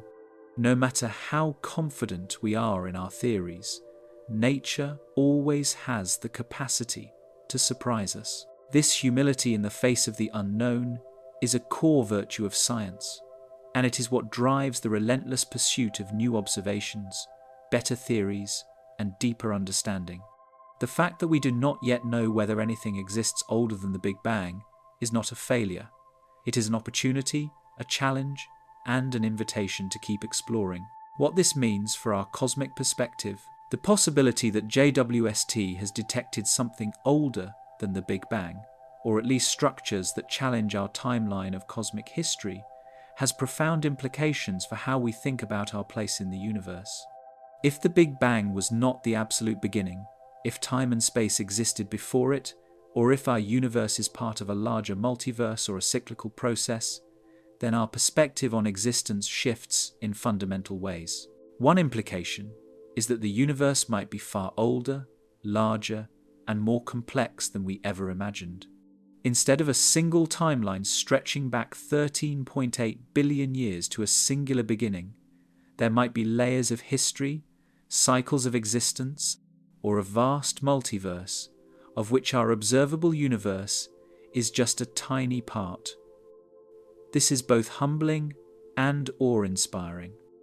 It means that the cosmic story is even richer and more intricate than we thought, with chapters we have not yet read and perhaps cannot access directly. Another implication is that the conditions that gave rise to our universe, including the physical constants that allow for stars, planets, and life, might not be unique. If there are other universes with different properties, or if our universe is one phase in a series of cycles, then the question of why our universe has the properties it does becomes even more pressing. The anthropic principle, which suggests that we observe a life-friendly universe because we could not exist in any other kind, gains new significance if there are indeed many universes or many cycles with varying conditions. The idea that something might predate the Big Bang also has implications for how we think about causality and explanation. In science, we usually explain phenomena by tracing them back to prior causes. But if we reach a boundary, such as the Big Bang, where the laws of physics break down, or where time itself begins, then the chain of causality seems to terminate. If, however, there is something before the Big Bang, then the chain can continue, and we can ask what caused that prior state, and what caused the state before that, and so on. This raises the question of whether there is an ultimate beginning or whether the chain of causes extends infinitely into the past. These questions touch on deep issues in metaphysics and theology. Many religious and philosophical traditions have grappled with the concept of an eternal, uncaused first cause, often identified with God or the Absolute. If science finds evidence of a pre-Big Bang phase or of an eternal cyclic cosmos, it does not necessarily answer these metaphysical questions, but it provides new context for them. Some might see the possibility of an eternal or cyclic universe as supporting the idea of a self-sustaining cosmos that does not require a creator.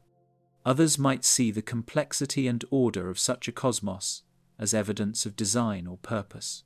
For those who see the universe as purely physical, with no transcendent purpose or meaning, the idea of a vastly larger or older cosmos does not change the fundamental existential situation. We are still finite beings, living brief lives in an immense and ancient universe, and it is up to us to create meaning through our actions, relationships, and contributions.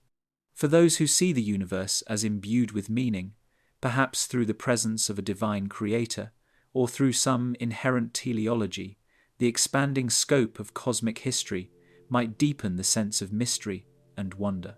Regardless of one's philosophical or religious perspective, the scientific exploration of these questions enriches our understanding and challenges us to think more deeply about who we are and why we are here. The discovery that there might be structures older than the Big Bang, if confirmed, would be one of the most significant revelations in the history of science, comparable to the Copernican revolution, the discovery of evolution, or the development of quantum mechanics. It would reshape our cosmic narrative and our sense of our place within it.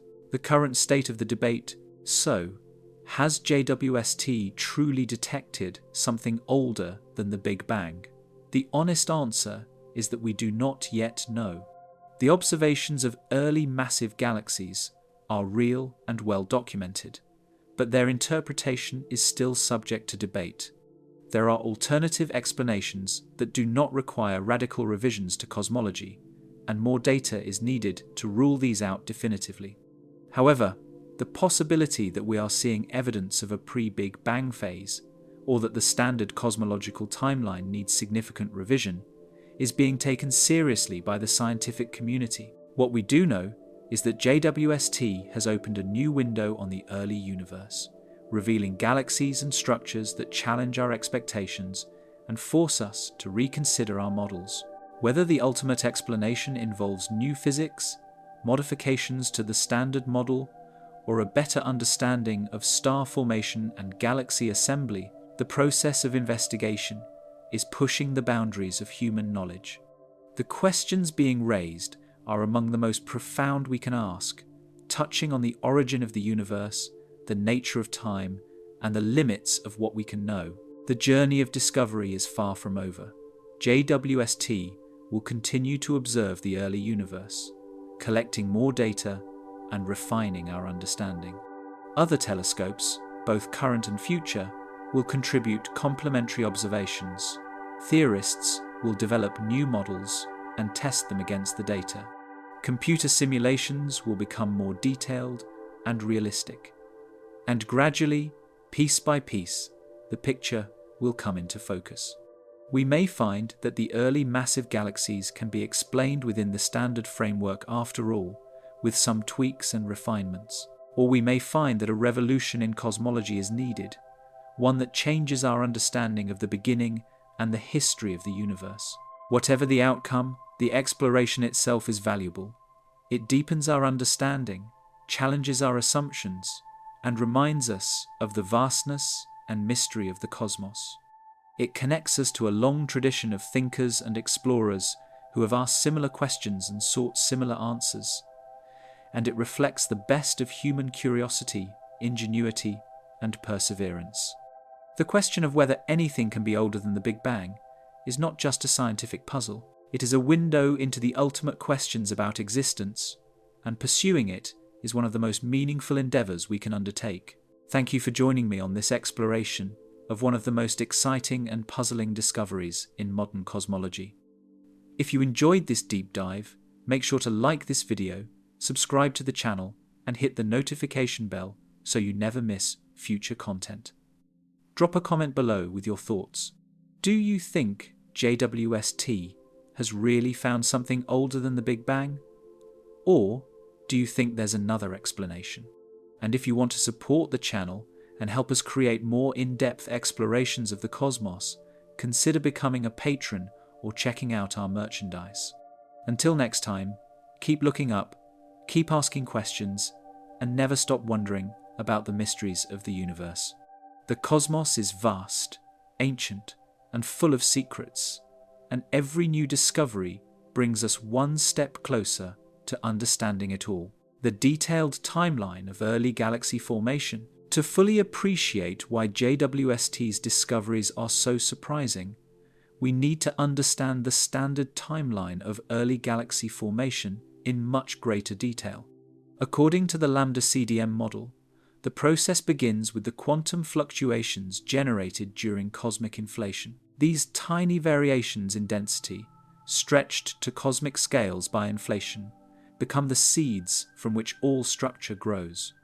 At recombination, 380,000 years after the Big Bang, these fluctuations are imprinted in the cosmic microwave background as temperature variations of about 1 part in 100,000. After recombination, gravity begins to amplify these density differences. Regions that are slightly denser have slightly stronger gravity, attracting more matter and becoming denser still. This process is exponential, with small differences growing into large ones over time. However, the process is slow at first because the expansion of the universe works against gravitational collapse, and because ordinary matter and radiation are still partially coupled, with photons exerting pressure that resists compression. Dark matter plays a crucial role in speeding up this process. Because dark matter does not interact with radiation, it can begin clumping earlier and more efficiently than ordinary matter. By the time ordinary matter decouples from radiation at recombination, dark matter has already begun forming structures on various scales. These dark matter halos provide the gravitational wells into which ordinary matter can fall. Computer simulations show that the first dark matter halos, with masses around 1 million times the Sun, form within a few tens of millions of years after the Big Bang. These halos are the sites where the first stars will eventually form. The formation of the first stars, around 100 to 200 million years after the Big Bang, marks a crucial transition. These population 3 stars are massive, short-lived, and incredibly luminous.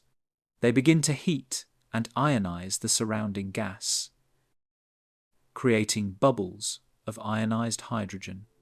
Their supernovae explosions distribute the first heavy elements, carbon, oxygen, silicon, iron, into the surrounding medium, enriching the gas from which subsequent stars will form.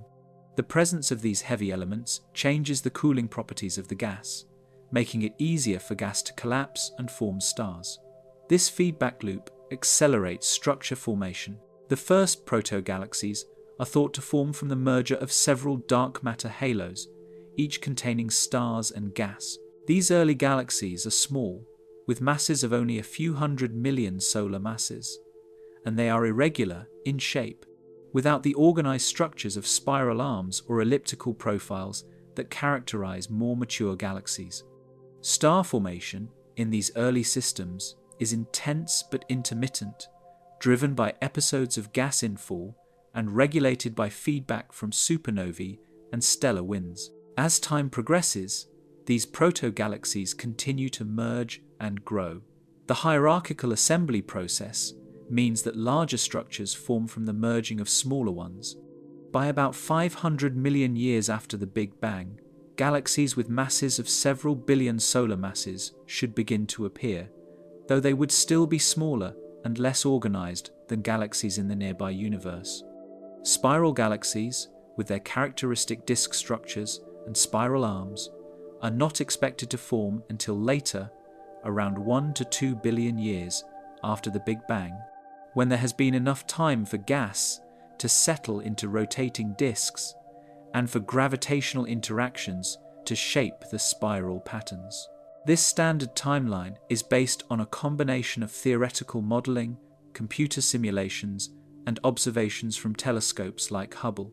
Hubble has observed galaxies at redshifts up to about 11, corresponding to times around 400 million years after the Big Bang. And these galaxies largely conform to expectations. They are small, actively star-forming, and relatively metal-poor.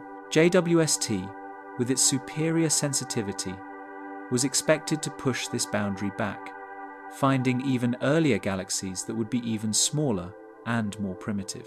The surprise is that many of the galaxies JWST is finding at high redshifts do not fit this pattern. They are larger, more massive, and more evolved than they should be at such early times. The tension can be quantified by comparing the observed stellar masses of high redshift galaxies to the predictions of simulations. State-of-the-art simulations, which incorporate the best current understanding of dark matter, star formation, and feedback, predict that galaxies with stellar masses above 10 billion solar masses should be extremely rare at redshifts above 10. Yet JWST has found multiple candidates with such masses at these redshifts, and some even higher.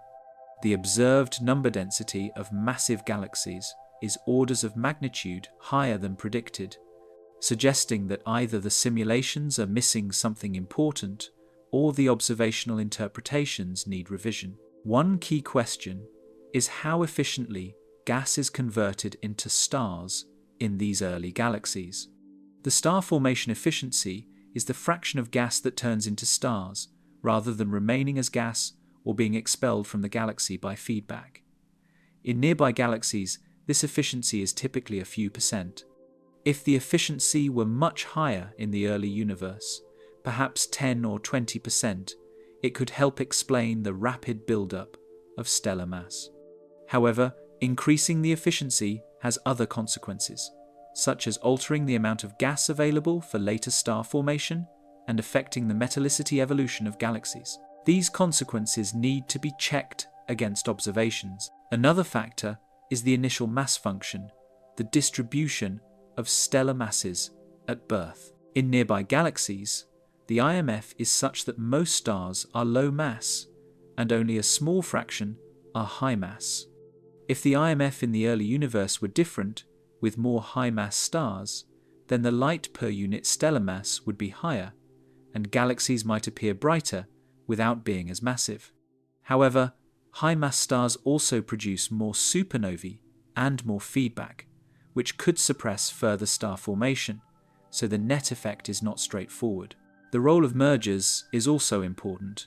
In a hierarchical universe, galaxies grow not only by accreting gas and forming stars, but also by merging with other galaxies.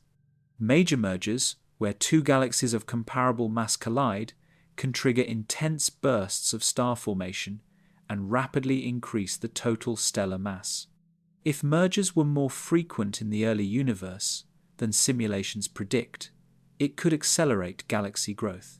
Observations from JWST are beginning to reveal the merger rates at high redshifts, and early indications are that mergers might indeed be more common than expected. The mystery of supermassive black holes. One of the most puzzling aspects of JWST's observations is the presence of supermassive black holes in some of the earliest galaxies. Supermassive black holes, with masses ranging from millions to billions of times the Sun, are found at the centers of most large galaxies today, including our own Milky Way. The relationship between the mass of a galaxy's central black hole and the mass of its stellar bulge is well established, suggesting a deep connection between black hole growth and galaxy evolution. However, the origins of these supermassive black holes remain one of the great unsolved problems in astrophysics. In the standard picture, supermassive black holes grow from much smaller seed black holes, formed by the collapse of the first massive stars, or from the direct collapse of gas clouds in dense environments.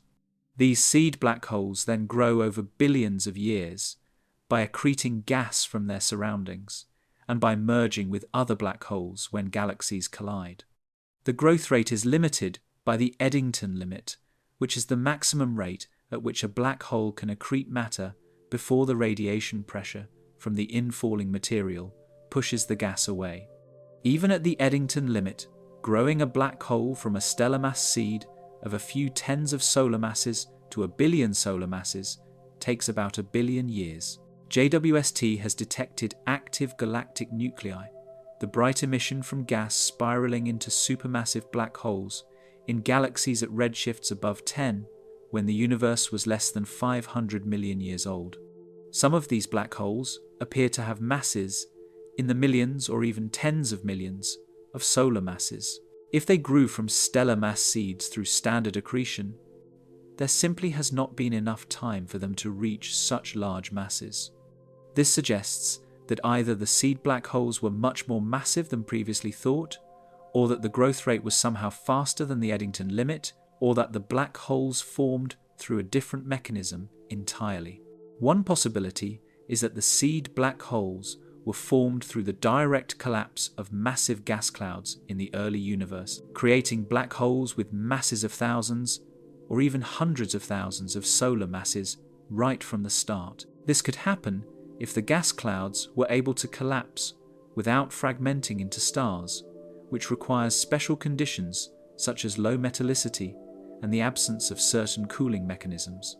These direct collapse black holes would provide a much larger starting point for growth, making it easier to reach supermassive scales in the time available. Another possibility is that black holes in the early universe were able to accrete at super Eddington rates, perhaps because the surrounding gas was denser, or because magnetic fields and other effects reduced the radiation pressure. Some theoretical models suggest that black holes in rapidly rotating or highly magnetized environments might be able to grow faster than the Eddington limit by channeling the radiation away in jets rather than spherically. If this process was common in the early universe, it could explain the rapid growth of supermassive black holes. Primordial black holes, formed in the first moments after the Big Bang from density fluctuations or phase transitions, offer yet another possibility. If primordial black holes with intermediate masses, say thousands to millions of solar masses, exist, they could serve as seeds for supermassive black holes without requiring any stellar progenitors. As discussed earlier, constraints from various observations limit the abundance of primordial black holes, but there are still parameter ranges where they could exist and contribute to the observed supermassive black hole population. The presence of supermassive black holes in early galaxies has implications beyond just the black hole formation problem. Black holes can influence galaxy evolution through feedback. As gas falls into a black hole, it heats up and emits radiation, and in some cases, the black hole drives powerful jets and winds that can expel gas from the galaxy or heat it to high temperatures. This AGN feedback can suppress star formation, limiting how large a galaxy can grow. In the early universe, if AGN feedback were particularly strong, it could help explain why some galaxies stopped forming stars, and why the stellar mass function has the shape it does. However, the timing and efficiency of AGN feedback in the early universe are uncertain. JWST's observations of high redshift AGN are providing new data on the frequency and luminosity of these objects, and on the properties of the gas around them. By studying the spectra of early AGN, astronomers can measure the velocities of outflowing gas, the ionization state of the gas, and the energy being injected into the surrounding medium. This information is crucial for understanding how black holes and galaxies co-evolve, and for building more accurate models of galaxy formation. Chemical enrichment and metallicity. Another important clue about the early universe comes from measurements of metallicity, the abundance of elements heavier than hydrogen and helium.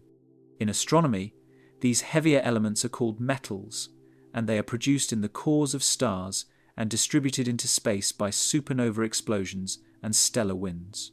The first stars, which formed from primordial gas containing only hydrogen and helium, had zero metallicity.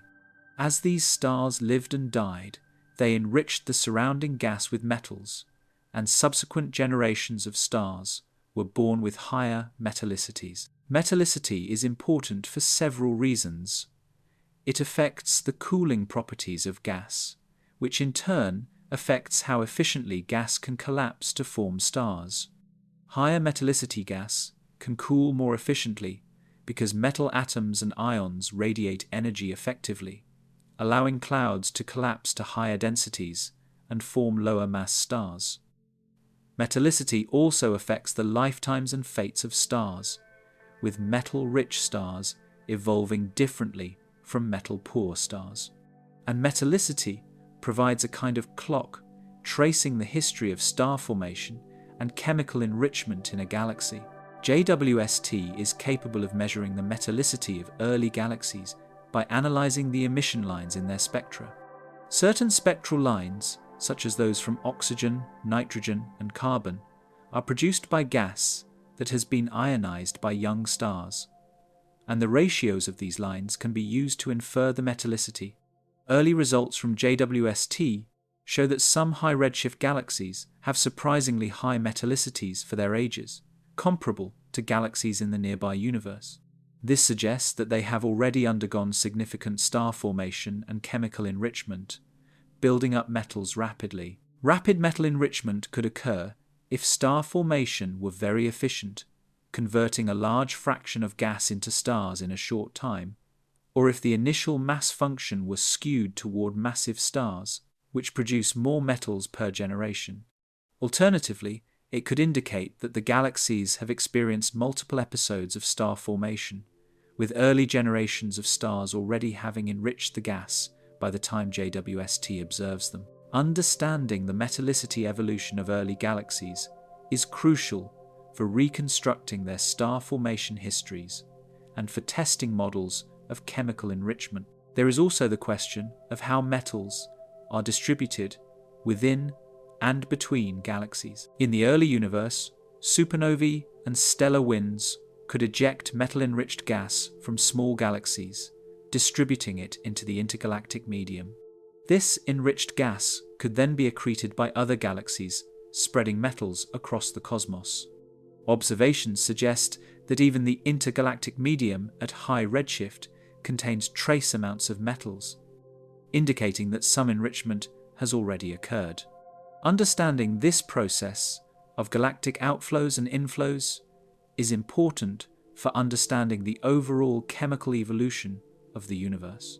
JWST's spectroscopic capabilities are particularly valuable for studying metallicity. Unlike photometric observations, which measure the total light in broad wavelength bands, spectroscopy breaks the light into its component wavelengths, revealing the detailed absorption and emission features that correspond to different elements and ions. By measuring these features in high redshift galaxies, astronomers can determine not only the overall metallicity, but also the relative abundances of different elements, such as the ratio of oxygen to iron or nitrogen to oxygen.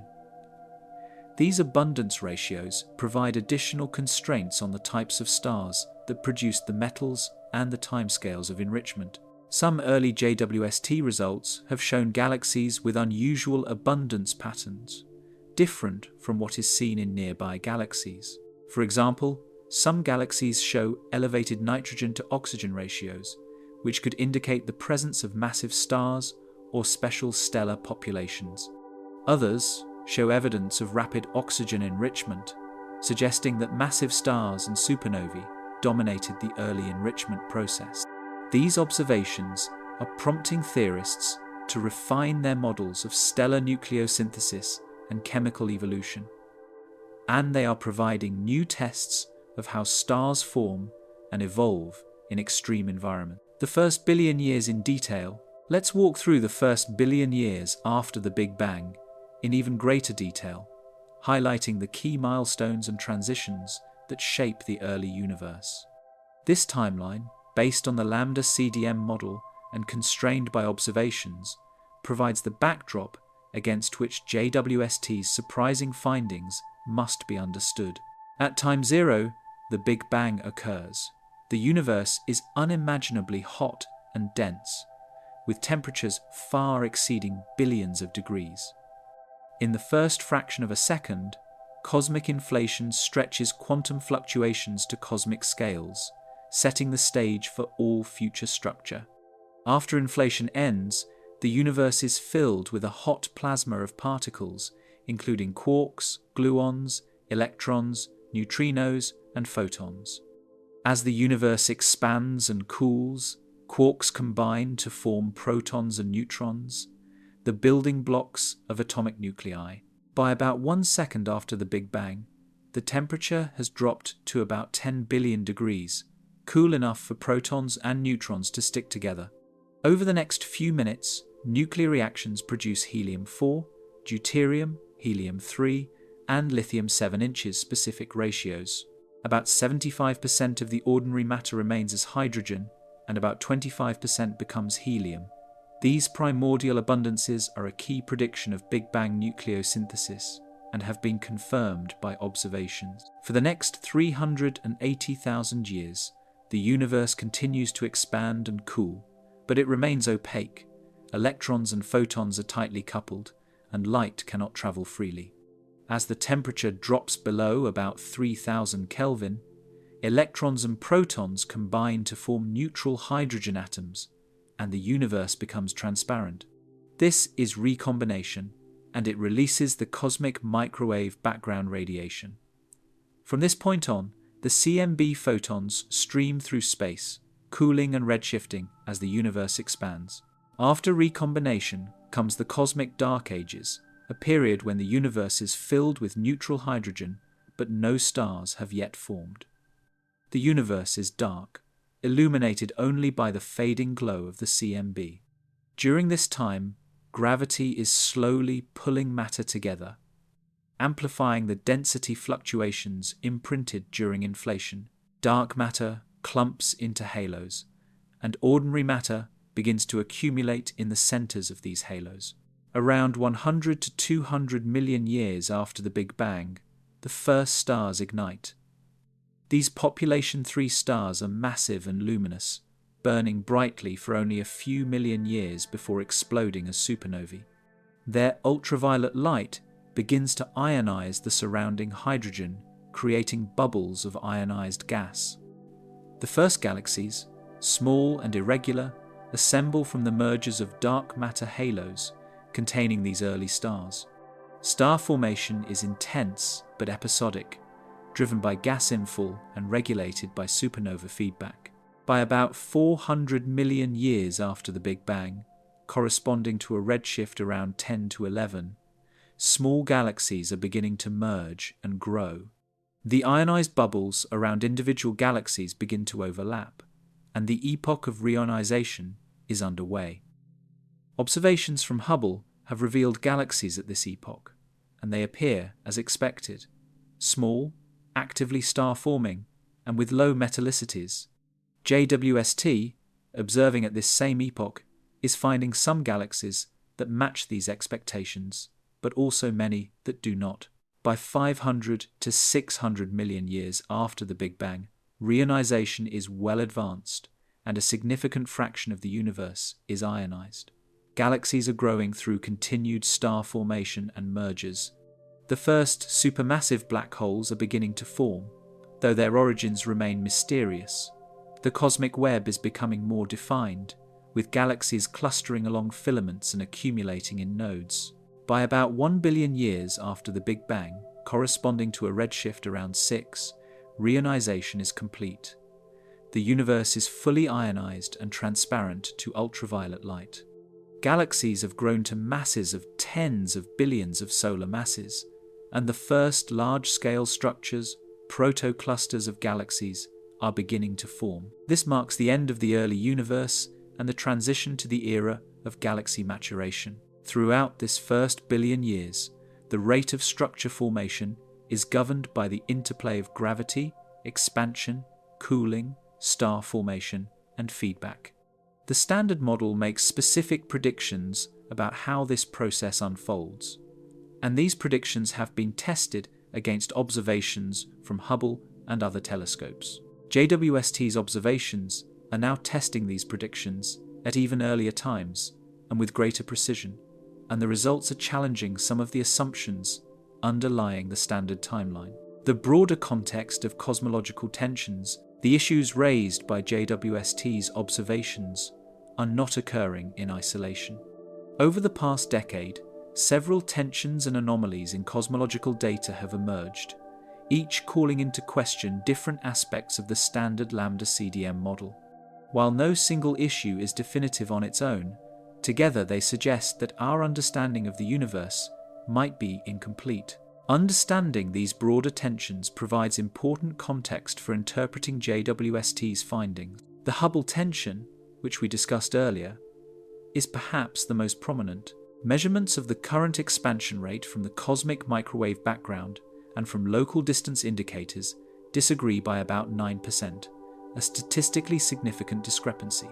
If the local measurement is correct, the universe is expanding faster than the CMB predicts, which has implications for the age of the universe, the timeline of structure formation, and the properties of dark energy.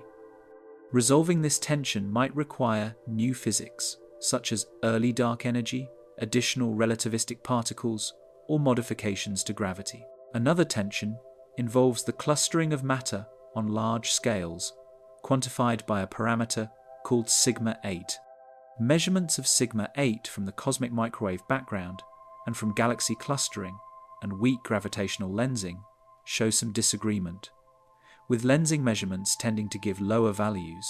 This could indicate that the universe is less clumpy on large scales than the CMB predicts, which might suggest that dark matter has different properties than assumed, or that gravity behaves differently on large scales. There is also the lithium problem. Big Bang nucleosynthesis predicts the primordial abundance of lithium-7, but observations of old stars in our galaxy show lithium abundances that are a factor of 3 lower than predicted.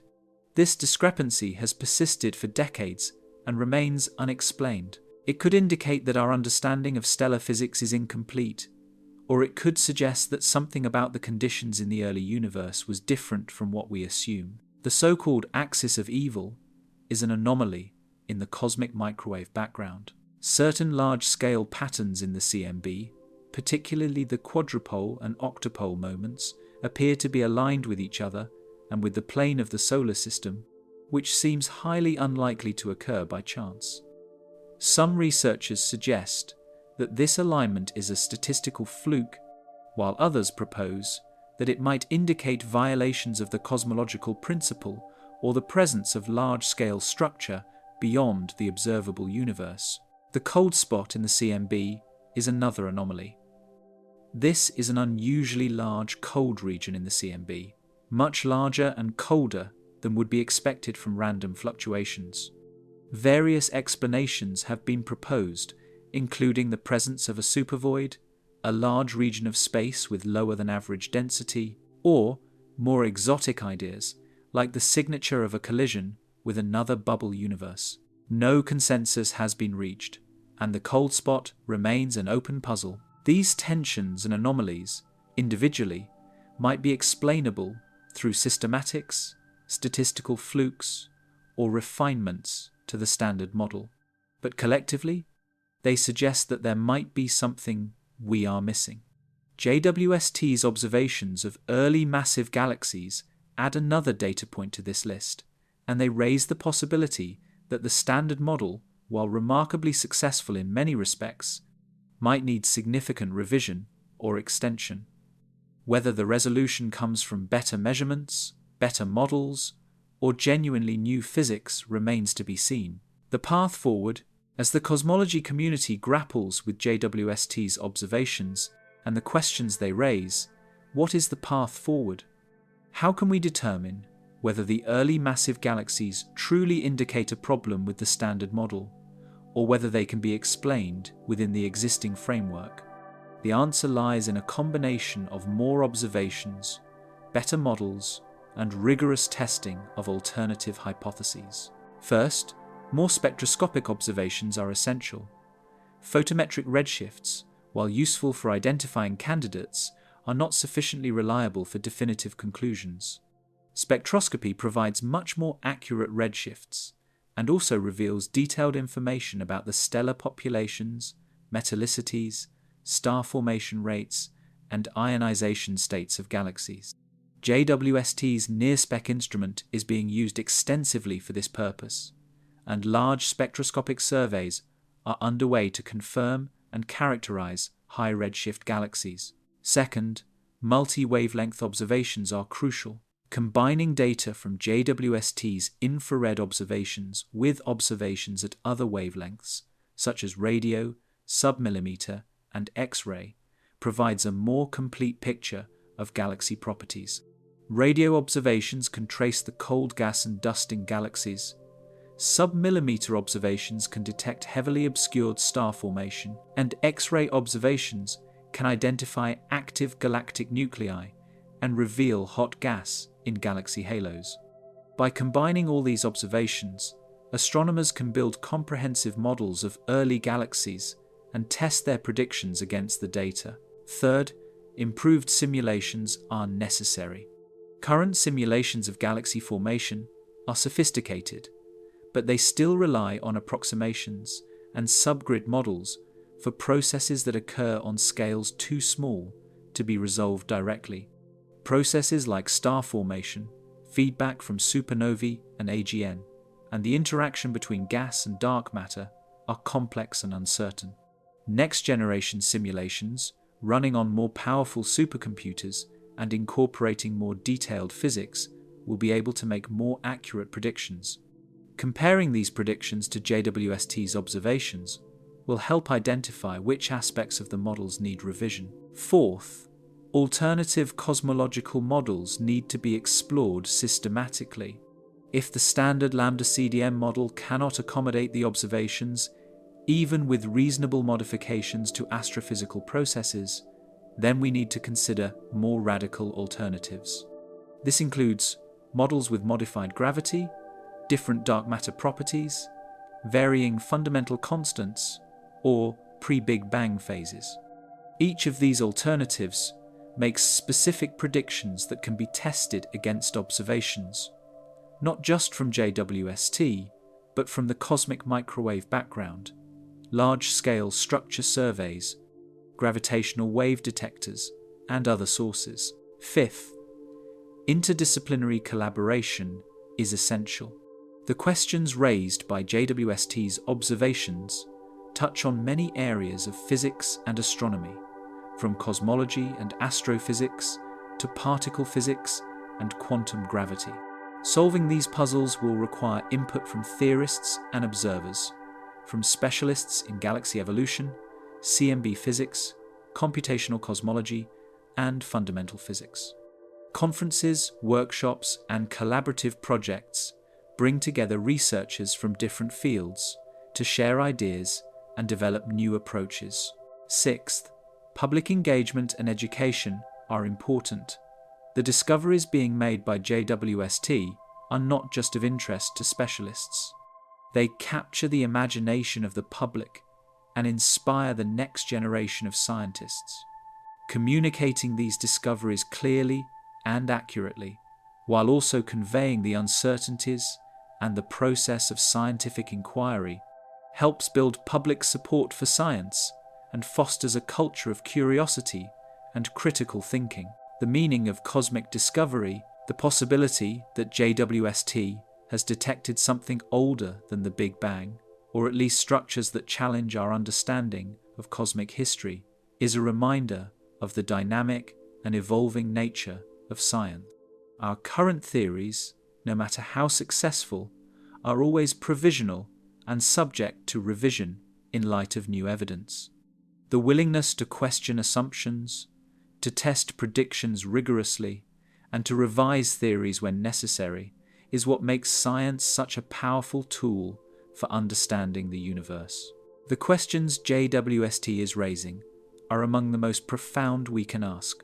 They touch on the origin of the universe, the nature of time, the limits of human knowledge, and our place in the cosmos. These are not just technical questions for specialists, but questions that resonate with deep philosophical and existential themes.